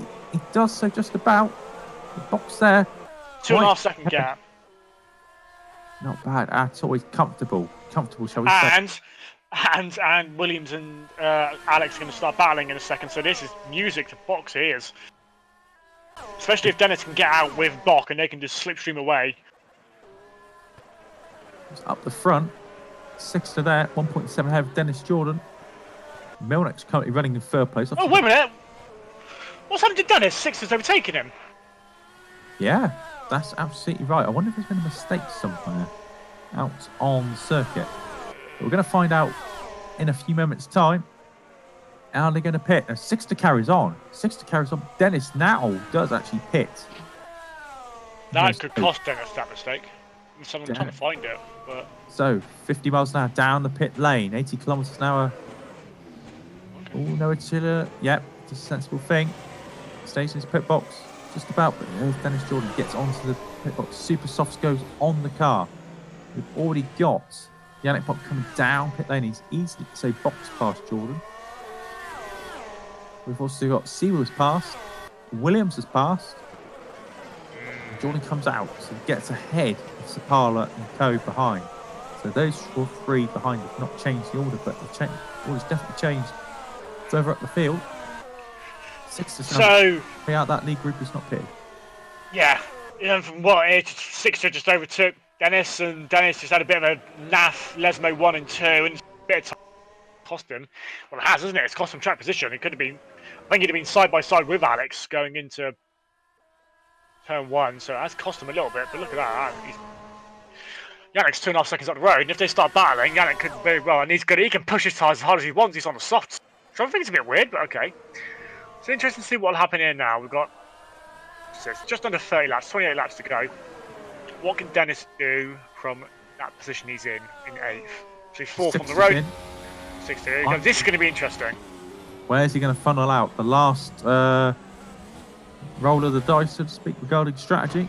Where's this going to bring out? I think Dan Brewer's also... No, he's not coming. Yes, he is. Dan Brewer and Pounds are also coming. Boxhouse just coming out of Parabolica. Once again on those soft compound tyres. Ockel beat him out. That's a certainty. Here we go. However, look at this. Sixter's going to get the jump on all of them.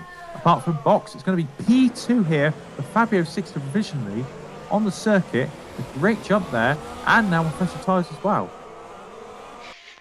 Fair play, Mr. Fabio. Dennis will not be a happy bunny soon at all. Oh, further back, battling out the pit lane. Brewers push Panzar over the white line out the pits as well. I'm just going to get a replay on that, see exactly what happened there. He's battling out the pits, and Brewer's like, no, I'm not having any of that. There's contact, and Brewer sort of pushed Panzar over the white line, going out the pits. A little bit of controversy there.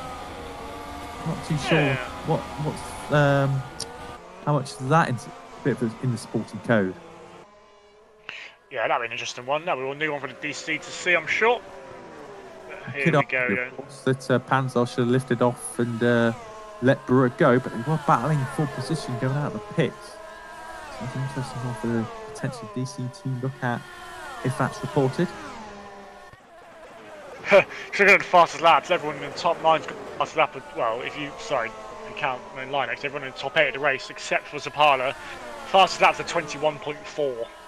It's a pilot's on a 21.5, so it's not exactly far off. It's just crazy how close they all are at the moment. Mental. Milnek, who was leading the race, he's just pitted now. He's going to come out in P9, where he was originally.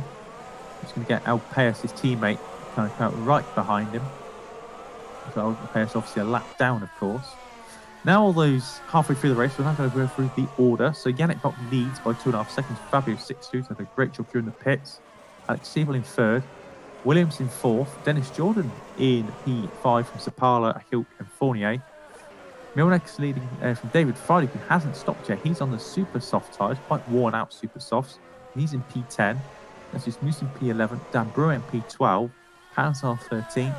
Lauren Guy in 14th. And Bielak 15th, the last of the points positions. Stefan Roth 16th. Musculi in 17th. Paolini in 18th. Michael Ayres in very, very quiet 19th place. Chris Shepherd in 20th. He dropped back quite a bit actually in this race. Alex Cooper in 21st. Noah Chiller. Laura Paes 23rd. David Krupa 24th. Joshua Anderson's a retirement a few laps ago. Cam Roger also retirement with Maguire as well. Pellegrini, Reevchuk and Heras all retirees in this race. That means we're in 24 runners in this race. So Williams as well. From Jordan. Earlier on, Jordan's got the DRS and he's going to get past Matthew Williams on the rundown, but obviously Williams good on the brakes. No, Jordan's got the higher ground. He's going to get through, past, up into fourth place. Yeah, I think Dennis is on a mission at the moment. I think the mistake he made, and he's thinking, time to go, and a go he has. 21.3 from Yannick Bock last time round, his fastest lap of the race. However, Fabio Sixtet is a 20.9, which is the fastest lap of the race. 4 tenths gap has come down by. So Fabio looking good. If he can get into that slipstream, we could see another tasty battle. And it all contact as well between Brewer and Panzar as well, leading up to the second chicane as well. Is that just a little bit of argy-bargy? It is, as Panzar put the squeeze on through the front of Brewer's car. They both hit the wall leading up to the second chicane. So again, damage to both cars there. Those two are not getting on, are they, at all? Burlack's in perfect view to watch this as well. Watching one of his cars getting damaged as well. That's Red Bull. Siebel! Oh God! Oh God! What's he done? He's out. Alex Siebel is out. What has happened here? The championship leader. Must be in Ascari. I saw a yellow flag coming out of Ascari and...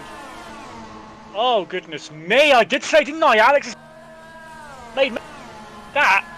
With Yannick Bock in the lead, I think we could be back to status quo after Belgium. So Yannick Bock, absolutely, probably music to his ears. Oh, he's hit the bug. He's hit that bug. And he's gone flying into the wall, and he's gone flying over the fence and out of the race, upside down. Siebel out of this race. The championship leader. Drama here. That could be, if Yannick wins the championship because of that, that's, nearly as bad as when the 26... Yeah. The curse of doom has taken off. If Yannick Bock wins this race now, he'll be 1 point clear of Siebel in the championship. Talk about, with 4 rounds to go, if that's the case, talk about drama and talk about a close championship finish. This could be a very, very big moment in this championship and make it the last 4 rounds of the championship really, really spicy. It does for the drivers, but I tell you who it does. It is very good news for Evolution. Currently, they are scoring, God knows how many points. 43-ish? I think it's about 43, 45. Currently, Acer, Vodby, 48. Vodball score. 38. That's it. Vodball scoring 1. Yeah, it's going to take a Herculean effort, I think, for ACR Vodball to bring that back. In fact, I think they could. In fact, even could probably win it next round. So, huge scenes here in Monza.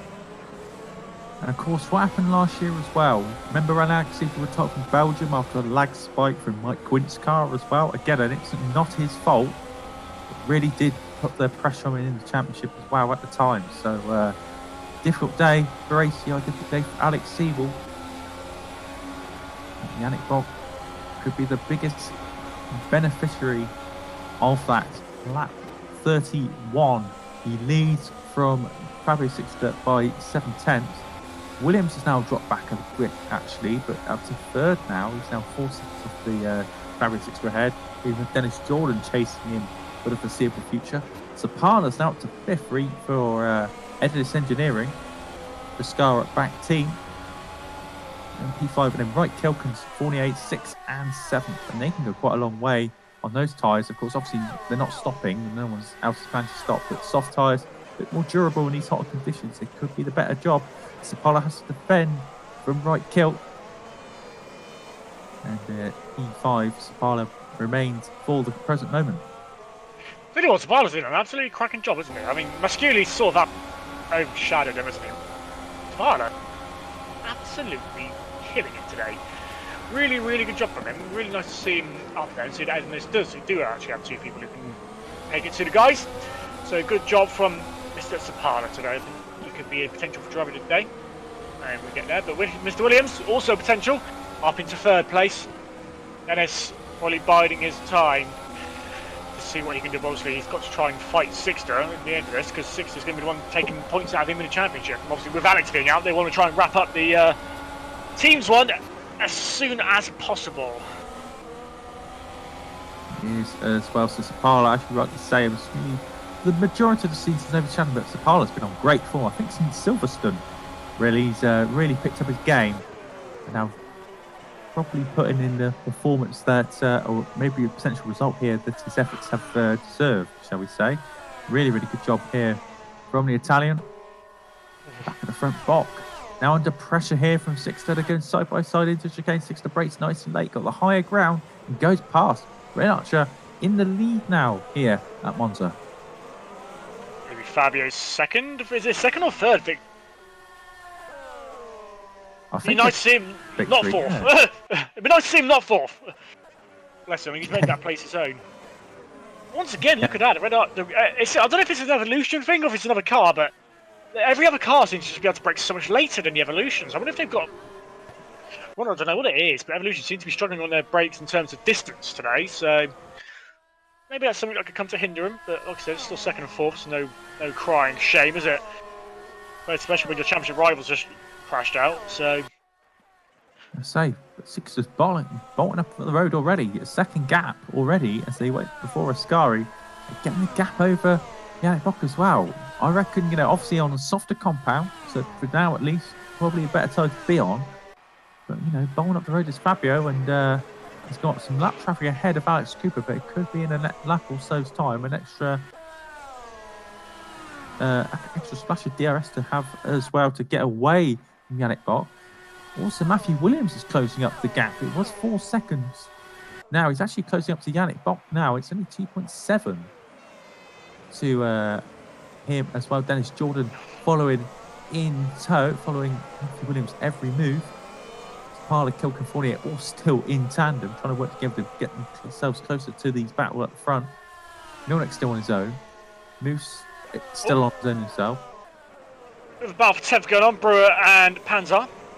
And still going on after their scuffles earlier on, nice and close. And you've actually Brewer closing up on that quite nicely, as is Erlach. So we have a 4-man train going on there from 10th, 11th, 12th, 13th.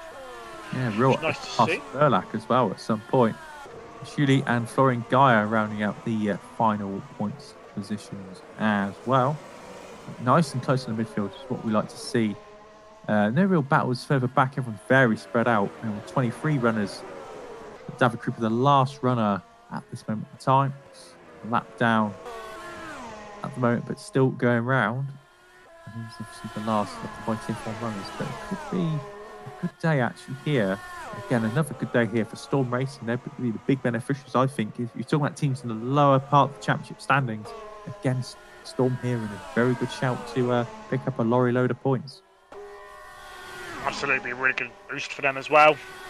Just to say that actually we can do it, maybe attract some other drivers. It'd be good to see them up in the higher echelons. I think they've had a bit of an unfair reputation in the last couple of years, so good to see them up in the top half of the table. It'll be really good for them. Obviously, Matt's done a really cracking job, so taking nothing away from him. He's done a superb job today, so Dennis isn't having any of it. He'll obviously want the podium for himself. But yes, at the front, separated by 0.03 in the last lap. 20.912 from 6th, 20.942 from Bok. So Bok has some big personal best for him, and he's actually on another good lap from him. So he's not letting 6 to get away that easily. Really isn't as well. He really isn't.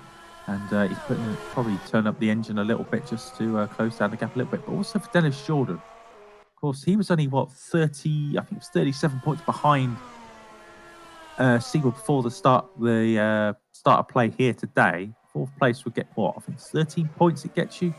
Yeah. As well, so that would put him within 1 victory of Alex Siebel as well. I think it'd end up being about 25 points behind Bok. So a race victory distance between the top 3. Actually, no, I tell lie, because Bok's now in 2nd, so the gap would be Siebel lead the championship. 24 points separate the top 3 as if it stays like it is. Yeah, 60 can't be too far behind that either then, if he's going to... Because he wasn't too far behind Dennis anyway, was he? So... No. 60 can't be that far off either, and he's winning, so... Who knows, we might have a 4-man championship on our hands. Who'd have thought that? 4 rounds to go. As well, Absolutely. 100 points to play for after this round. Well, maximum of 100 points to get in the championship if you win all last 4 rounds of the series.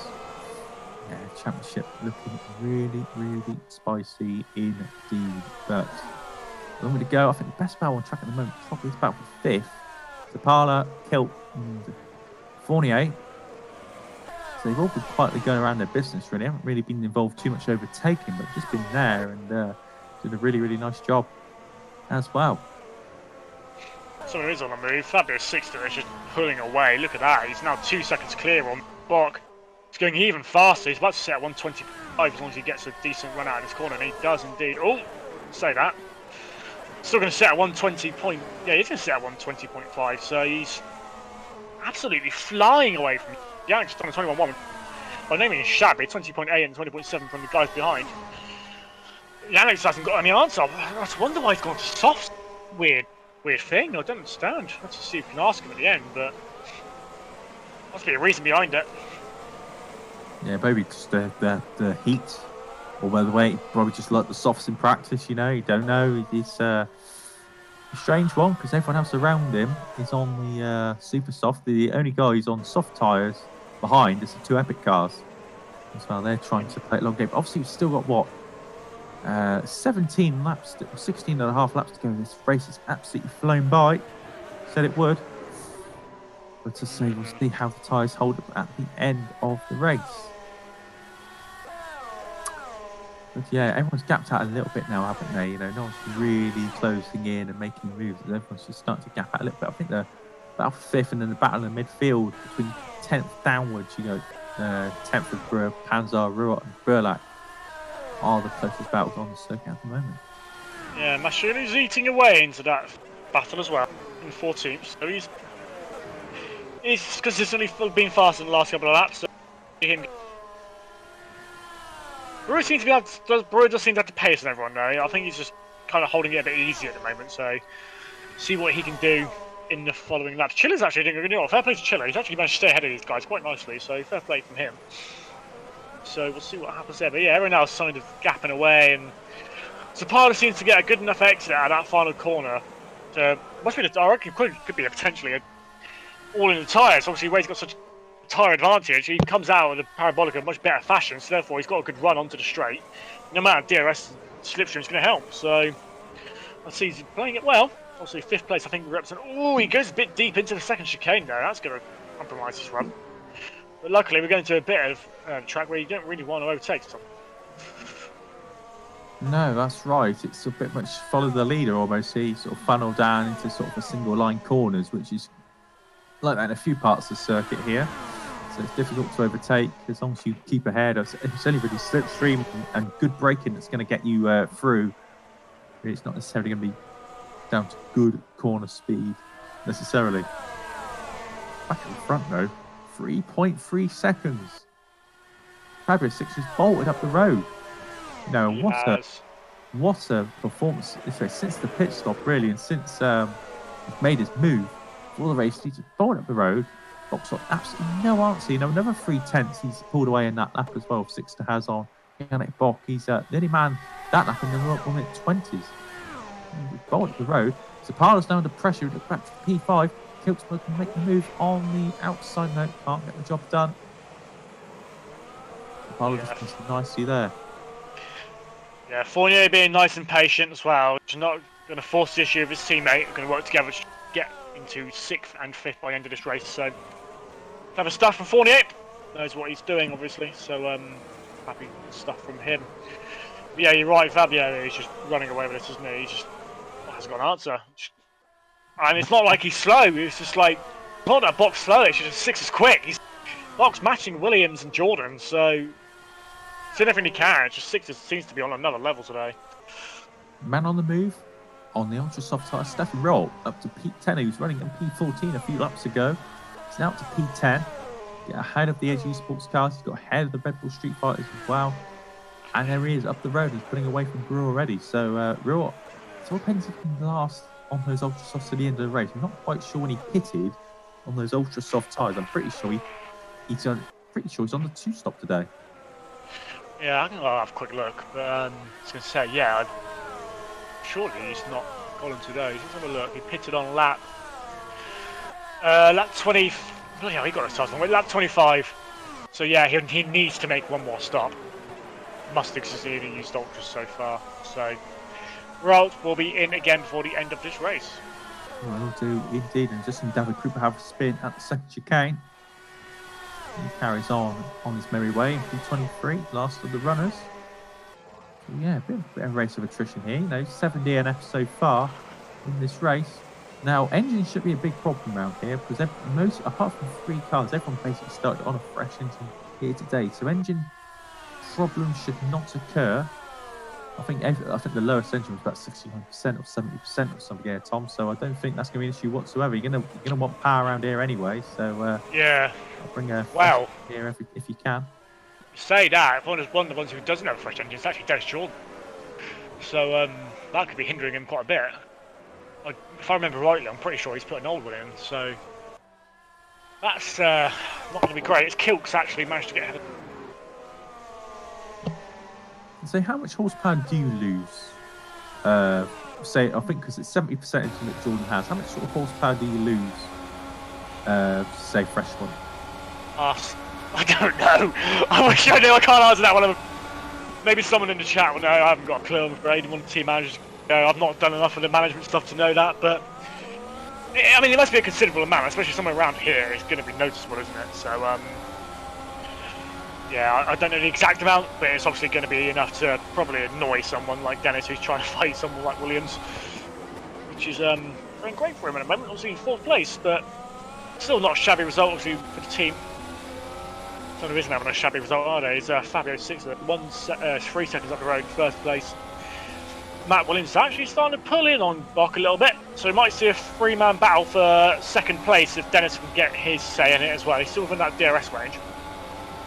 Kilk up into 5th, and now Fournier all over the back of Zapata. I wonder if Zapata's tyres are starting to lose their life, because, yeah, he's a bit late, but we'll see. Still got a bit, long. 11 laps left, 12 laps left, sorry, so I think it's time to make a move. Should be able to make it. You would have thought on the, you wouldn't have to stop again. It's just, the freshness is not as much as it was, of course, but 6 seconds top, 4 seconds out the road. 21-0 from Sixter. 21-0 again from Box. Bot matched him. 21-0. 21-0 completely 0-0 from Jordan there as well. Perfect. Oh, you ruined it, right? For goodness sake. Oh, no. 22-1. I mean, I've got they are battling. So I'll let him off. Oh, wow. Zapata. Oh, is he making it? Oh, he did. He just makes it, doesn't he, there as well. But Fournier's got the run. Got to be able to get the power on out of the corner. But it looks like Zapata's just about going to hold on. Hold in the middle of the road. But Fournier's now down the inside. They're going to be side by side. Around. Curva Grande. And there we go. Oh, see you later, Kilk. He's not bothered with the chicane. And he's just, I think he must have missed his braking point and bang. Down it back into 7th. Why did we lose that then? Just pull that on the brakes. Yeah, he just realised he missed the corner. Lost wasn't all that hard work he's been, all that hard work he put into Sapala, he's thrown it in the bin. And Sapala now trying to, obviously, he took that 5th place. Now Fournier's going to try and make the move. Sapala very late. Wow, he gets that just about stopped. Just about. Fournier's going to be pressing him now for next 10 laps or so. To the end of the race. Tell you what, Linux catching him up with one there. He's only 2 seconds off kill now, so potentially a move from Linux to before the end of this race. A good job for him for Scuderia Brasilia, obviously disappointment earlier on. Dennis in the slipstream once again. Matt, he's holding back. You can see he turned DRS off before he got. I think he's just biding his time. Obviously, he's still got 11 laps, so you don't want to do anything silly, and you don't want to in it before you be in it to win it, as they say. So nothing silly before the end of this race. But no, 5-second lead. I think Fabio is just gonna. I think just bolted. I think Mark's quite content with second. Obviously, his main title rival's out of the race, so quite content with second place here today by looks of things at the moment. You may just have to settle for it. Big thanks to actually Mark in the chat. He actually answered our question of how much horsepower do you lose? 0.1%. 0.1 horsepower per percent. So 30% engine will be 3 horsepower. So you're not missing too much.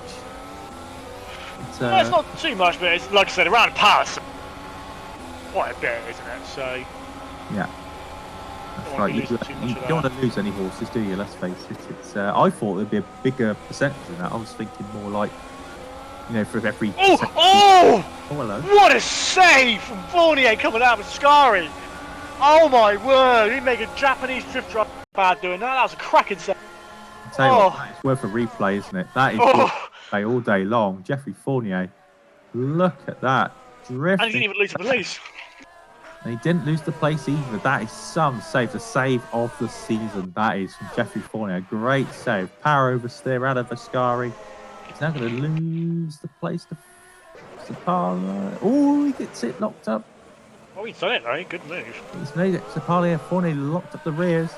Just on entry, but Sapala makes that move stick. But yeah, what a save. Ooh, I saw that coming. He's a bit late there from Sapala in my opinion, but Fournier gets away with it, and this is bringing Kilk back into him. Linux only is second off now, so he's joining this battle. I bet he's licking his lips. Yeah, after losing it earlier on, making that mistake, Kilk's now back in play, back to trying to get some points. Milnick as well, closing up to these guys as well. You know, it could be a 4-way scrap here for 5th in the closing lap. We still got all 23 cars running. Krupa there, still running at the back of the field. Yeah, I'll tell you what. Still running.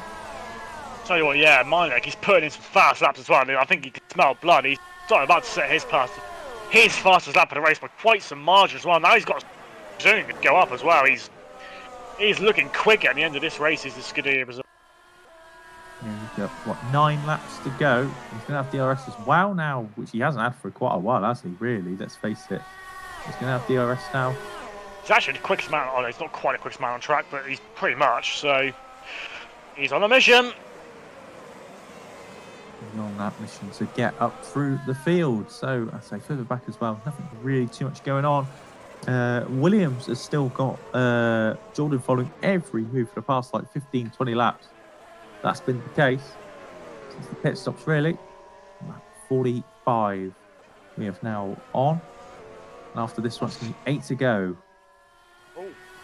Our 15th, Gaia and Paolini for the final points. Interesting, I was on board with Paolini. Didn't use the DRS going down the straight, which I find a bit odd.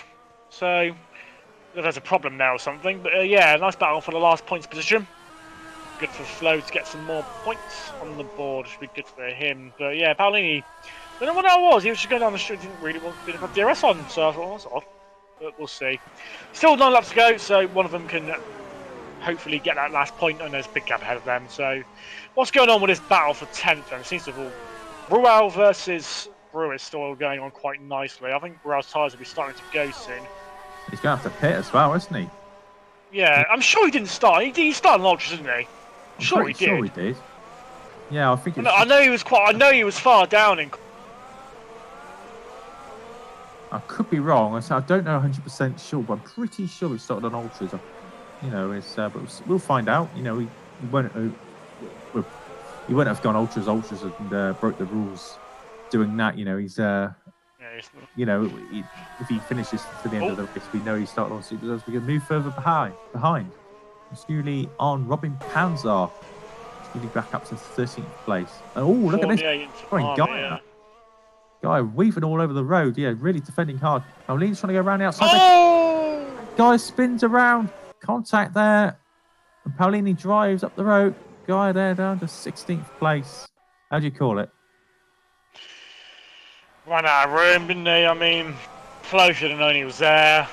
Maybe Paulini was going for a bit of a half-hearted move. I'll let the DC decide on that one. But it's quite... Yeah, I mean, I only just caught it. And yeah, I mean, they both could have done things a bit differently. I'll be impartial. I'm a good boy. We're on our best behaviour tonight. Racing incident will be the order of the day there, it would seem. Looking further back, looks like that Jordan's finally had enough of following Williams' shadow for the past 20-odd laps. He's now passed the Storm Racing driver into third place. So Jordan back in his podium positions. And back. Yeah, I think it's got a bit bored, didn't he? Yeah, you're going to see him probably do a 1:18 now at some point, aren't we? Yeah, no, Dennis will somehow pull a fastest lap out of something. No, oh god, yeah, he is actually. Yeah, he just did a 20.622, which is virtually his fastest lap and the fastest 10th off. So Dennis doing the Dennis thing of putting the hammer down in the last 8 laps. He's actually going to catch Bock up and get DRS from him on if that's what the gameplay is. Try and pull away from Williams, who can't seem to keep with him. And this, obviously, Williams was the first one to pit out of these 3. So his tyres will be a little bit older. Not much older, mind, but enough to potentially cause an issue. So Dennis, like you said, time to put the hammer down as we've got a battle between Fournier and Zapata still going on. Fournier had got ahead, so Zapata's back now ahead, but Fournier drives past him going to Sky, and Zapata says, nope, I'll have that. And Mladek has joined onto the back of this. 4-way battle for 5th. I'd watch out for Milner if I was you here. I think he's going to capitalise on something here, as it's going to get the pressure cooker effect of, you know, the stress, defence, the stress of attacking. People getting closer and closer all the time, you know, it's going to capitalise. But Spolik has a good run actually out of there, Parabolica, doesn't he? Well, he doesn't get a good run at all, and I think his teammate's going to learn to attack him here. Going into the... Oh, no, he missed. No. Oh, we're weaving and ducking and diving here into the chicane. And they all maintain position. Oh, I couldn't quite get on the power. I was going to say Flo did a perfect first start at Apex. Couldn't quite get the power down quickly in the second part, Jane, but Zapata, that must be the widest of donuts I've ever seen in my life. Oh, there's a bit of flipping there as well. And again, nearly as Zapata there managed to get hold in the position. I think there might have been a contact there actually, but they all get away with it. Yeah, slight nudge, nothing. Behind, Stefan Rott has passed Mashes Loose into 9th place. The ACL vocal on the charge. Yeah, I'll tell you what, actually, so is Mr. Brewer. He's made a bit of a slow race, isn't he? But he's back into 11th and going to be up into 10th on the Supers soon if Moose is dispatched off sooner rather than later. But like having a very quiet race in 12th. It's not like him to be this far down. It's a very quiet race from Mr. Malak, who obviously has won a couple of races this season now for Edge. So, quiet day in the office for the Croatian. Latest retirement of the race. Alari Alpeas is out. The Octopus is out. Out of the race. Oh, Williams back into 3rd. Sorry. Just seen Williams back into 3rd. He is back into 3rd place there, so he's not giving up without a fight. I think that David Krupos just ahead of him as well. And here we go. Back on the attack, Dennis Jordan. Side by side wheels always touching there as they go into the chicane, but no. Williams holds on, and Jordan drops back a little bit as well. So, yeah. 6th, look at this. Over 5 seconds up the road, nearly 6 seconds up the road here from Yannick Bock. This second half of the race has literally made it his own. Yeah, it's been a class of his own in the second, in the last 30 laps or so, isn't it? He just made it look... Ooh. Oh, Williams! Oh, Williams! Oh, no! He's lagging out! No, he's out. He's disconnected. Oh. Unbelievable. Unbelievable. Oh, he's back. He's back. And he's back in the same position. Oh, here's one. Oh, no! Oh, he's back. Oh, God! Oh, this is giving me flashback to 2014. Oh, no! He has gone. Matthew Williams is disconnected from the race with 5 laps to go. That is I dreadful. think he'd have had third. I think he had Dennis bang to right, sir. That is horrible. That's Storm Racing will be, and Williams will be absolutely gutted. And to be fair, so am I, because he has been absolutely first class today as Matthew Williams. And he's just had his race just taken away from him under the click of a finger. That is all gone away from him. And wow, it's unbelievable. Storm Racing could have done with the points so much today. And it's all fallen by the wayside, unfortunately. The old issue for many people's races in the past, the old internet connection going by the wayside. But look what it means for Sapala. 4th place. For Endless Evolution. Endless Evolution? Endless Engineering. There we go. There we go. Finally. We've had a nightmare, haven't we, today? Oh, mate. Awful. I'm glad when I wake up, if it all be over. But Fournier, right kilt there, 5th and 6th. Fournier's got, actually no, Fournier holds on from right kilt. Milner there in 7th. Riort now up into 8th. It's been a really good recovery drive. He was back down in 14th or 15th not so long ago. Burlack in 10th. Moose, Musculi, Hanzar, Paulini in 14th. Now David Fiduk, as he had his 100th Super League race last time out, he got 15th place. He's in 15th yet again. And let's get Hawkeye that valuable point. Who's got fastest lap for the race? All It's right. Flo! It's Flo! He's on it. He's on it. He's on Good it. lad. This is when Dennis pulls out a lap out of nowhere like he usually does. Go on, Flo! Good. I like a good Phil story. He's had a lot of rotten luck this year, so it'd be nice to see it. Nice to see it.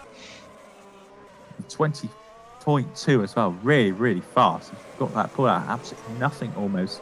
But Sapala there, still holding on to his 4-car train. Can he hold on for the last 2.5 laps or so? It's going to be difficult because you imagine that Fournier, not backwards and coming forwards, he's going to really go for it. Yeah, I mean, either of these guys will be their best result of the season, I think. Maybe except for Fournier. I think he's had a podium this year, hasn't he? But everyone else, it would be their best result of the season by far. So, Flo's got even faster, 20.1. Good lad.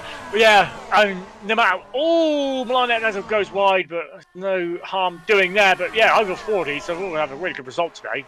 Pretty much their PB of the year, so happy days for them. 2 laps to go, and for Fabio Sixto, what a performance this has been. You know, miles up the road on his own. He's beaten Evolution at their own game almost a little bit. You know, because we was looking at them to maybe do the slipstream effect, working together to get themselves up the field. Sixto's not playing by those rules. He's doing his own rules, and he's up the road by over 5 seconds. So great job from him. But we've got to keep an eye on this battle for 4th. Sapala. Fournier there now attacking the Italian going into the second chicane here. He's going to have to get it done next. Well, contact! He squeezed him off. They both have to go around the bottom. Where's right kilt? There he is, and he's going to go past. There as well. And just about gets out of my neck. Oh, that's close. Melnick there gets a position at least as well, but Sapala there, it looks like he gives the Frenchman a bit of a squeeze onto the grass. And, yeah. But right kilt now looks like a very, very good bet to get this 4th position there with just over a lap to go. Yeah, it was a bit of a squeeze from Zapata, in my opinion. I don't think Fournier did anything wrong in that case at all.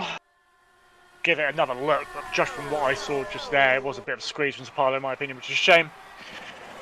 Things happen. On the Royal case, he started on super soft, so he's absolutely to the Absolutely fine. Absolutely fine. 8th place as well. Cracking job. Great job. Great job, considering where we started as well. That 10 place grip out, we started down in 16th place. So a really nice job there from Roll. Here we go. Here goes attacking. Final time into chicane for the last time. Oh my goodness me! How the hell has he saved that? Just held it. But look at Fournier. Fournier's attacking Milner as well. That's Creeper off as well with YTF1 just off the circuit. He's lost his front wing somehow there. Difficult one to call. But here we go once again. Milner attacking around the outside of Sapala. Sapala's trying to give him the squeeze of contact. Tell you what. Look at Fournier. Fournier's getting it. He's getting down the inside. He's up to 5th. He's going to get both of them. Milner's around the outside. He's trying to hold on. Can he How hold the on? bloody hell has he done that? First the overtake was... Oh, my God. Oh, contact. Oh, Wow. He squeezes to the gravel. Sapala's attacking again. He's going to have DRS. oh my God. Oh, Mlanek hasn't got it. Milnick He's has too far behind. Sapala has. Sapala has. We've got to give Six to his credit here. He crossed the sign to win his third race of the season here at Monza here today. Great performance of Fabio Six and Yannick Bock takes second, Jordan third. Right Kilt's going to get fourth. We've got to look at this battle behind. Fournier, Sapala, Milnick. They go one more time into the corner. Into Parabolica. Right Kilt's going to get fourth position. Great job here from him. Fournier's going to get fifth. Run up to the line. Sapala. He's just about hold on for sixth place ahead of Magic Milnick. 6 7. Great finish. That was between those three guys there. Stefan Rock gets 8th. Dan Brewer gets 9th. Burlak makes it top 10 with both Edge Esports cars. Mrs. Moosen 11th. Panzard 12th. Muscuni 13th. Pauline's going to get a much needed couple of points here from Zurich. And David Filek will get 15th place. Obviously, Florian Guy cutting the grass as well in the Scari. He's got fast slap though. Don't care. He's got fast Not slap. happy. Yeah, Filek 15th. Florian Guy is going to come across side in 16th place there for Red Bull Street Fighter as well. But so no points for him, unfortunately, but a few points there for Red Bull Street Fighter in 12th place for Panzar at least. What a dramatic day this has been, Tom. You know, Siebel retiring out of dramatic circumstances, you know, and the racing at the end, towards the end of that race, was really, really close. Went a bit over the top at times, but really good nonetheless. Yeah, it's a bit of a slow burner, wasn't it? Obviously, but they definitely got fun at the end there. So, big drama. Obviously, the biggest drama was Mr. Siebel going out. Could have huge championship ramifications. He still leads the championship. Only by a couple of points though. Yeah, very, very fun, interesting driving there at the end. So I think we'll definitely see some process out of that. I don't know which way they'll go. But yes, Fabio Sixter, absolute class of the field. 3.7 seconds. He didn't even, after he got past Bach, he just drove away like every lap pretty much in the 120s. Consistency to a T. So great race, great job. Hilkin's fourth. What a bloody good drive that was as well. Obviously, a bit fortunate to be in fourth. Obviously, Williams having his retirement, and Williams arguably driver of the day as well. Just so unfortunate, but yes, good stuff. Amazing stuff. If it's all right with you, it's a bit unprofessional, but I have been bursting a toilet for the last 30 laps. It's all right, I can just take over for a couple of minutes, maybe do a couple of interviews and stuff, and I'll be right back to close off. Oh, go on then. Go on then. I'll lead it. It's fine. That's yeah, I'm so 21. Drag Yannick Bock into the room, and I'll let you take over. I'll be back in a couple of minutes, guys. Okay, so I've gone to the interview today. Yay, go me! So Yannick, hello Yannick, well done on P2. Hello. Do you think you could have won today, or do you think Fabio was just a little bit out? I don't think I could have won today because my pace was a bit off. Fabio, he had a very good pace on this supers, and yeah, he had a good tire wear. And for me, this was the problem today, the tire management. I think I lost the time there, and yeah, so second place is good for me. Yeah, obviously second place. Thanks to Alex retiring as well, brings you right back into. Going towards the next couple of races, are you confident? Singapore next, is that one of your tracks that you're looking to maybe take another victory and take the lead for the championship back from Alex? Yeah, shame for Alex that he hit this, I don't know how to call it, track bug, mod bug, air factor bug, I don't know. Yeah, shame for him. Yeah, I like Singapore a lot. It's my favorite track, honestly, and I hope I can win a race again after the first two. And yeah, I will train a lot and see what's the position there be. Good stuff. Happy days. And obviously, one last question. The Evolution looking really, really good now for the. Yeah, I think we can. Out. Yeah. I think we can bring it home. Whoa. Not bad at all. Good stuff. Well done, Yannick. Obviously, back in second place. Well done. Good stuff.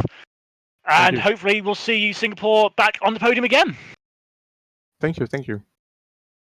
You know that feeling when you've been doing a stint on race fuel for a long time and then just dump the fuel out and go to a qualifying run, Tom. That's exactly how I feel right now. I just do permanent quali runs. It's fine.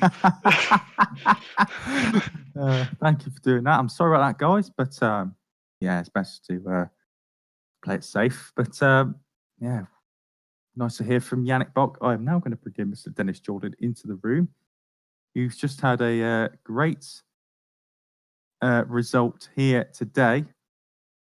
So really, really nice job there from Dennis. And again, as a result of today's tragedy to Alex Siebel, closing up to the championship as well, securing that third place, but closing up to the back of Siebel as well. So 4 rounds to go here, Dennis. You must be feeling a bit of a dark horse in this. I think we all three have pretty equal chances on it. Obviously, it's a shame what happened to Alex. I mean, yeah, these bugs shouldn't be there. I guess there's an argument that you can just drive around it, but I think if you're competing at the front, it's pretty difficult to do so. Can't really blame him. But yeah, let's see what the last few races bring and one's gonna win the championship. Obviously, as well, Monza, you know, it's a good day for Evolution, of course, with the Teams Championship as well, and a track that brought you so much, you know, last year, your first Super League win as well last year. So it was a track that obviously good memories for yourself. But yeah, you know, really good day at the office for you and Evolution as well. Looking very, very certain now for the Teams Championship, which is good news for all involved at the team. But 4 rounds to go, still a lot of hard work to do. Yeah, but I think all the tracks coming up, they are super much fun. I think Singapore is one of Yannick's favorite tracks, then Suzuka one of mine. So we are motivated for that, and yeah, just go at it. Excellent stuff. I wish you all the best and congratulations for tonight as well. And we'll probably be speaking to you, I imagine, in 2 weeks' time. Hopefully, fingers crossed. So you I hope know, so. Potentially a championship we've wrapped up as well. Potentially a very much a team championship. I think it was a big points haul today. Obviously, ACR only getting that 8th place today, and you know, really, really good result here for Evolution today. So well done, guys, and we'll see you next time out. Thank you. I think we're going to call it a wrap there, Tom. There's no one else waiting for an interview, but what an event it's been. Obviously, a nice quick one today. We're done by 9:30 UK time, so we can enjoy our evening as well. Yay. But it's been a great evening for us. So coming up next time out, Tuesday night, we've got the Academy Series for those new members, new drivers, or out of contract drivers as well, hoping to find themselves a seat on the career ladder grid. Maybe not even necessarily for this year, but potentially for next year as well. Obviously, teams out there trying to do some business for 2020 already, myself included, at AB Racing as well. Then we're going to have, of course, after that, we're going to have the race at Singapore for Formula Challenge as well. And then ITC kicks off a round 3 of that particular series on Thursday night as well. Tom, it's been an absolute pleasure once again. Thank you for this after your time away for the Belgian Grand Prix. But good to see you back, mate. And we'll see you in a couple of weeks' time as well, won't we? Yes, like I said, glad to be back. It was a crack of a race to be back for. 4 races, 3 points. One of the championships is pretty much over and done with, so Evolution, you can expect them to start battling on track a bit more. It's going to be a fun season, I think. Start us from scratch. Can't wait. It's stunning there as well. So really looking forward to Singapore. Gerrit de Vries on the camera tonight. Really big thank you for you as well for your great work this evening. You know, bringing up all the viewers close to the action than otherwise possible. And to all the people working behind the scenes as well to make this racing as good as it is. So we'll see you in a couple of weeks' time at Singapore. What a great event that's going to be. A night race, of course. I've been David Carter. Until next time, see you then. Bye for now.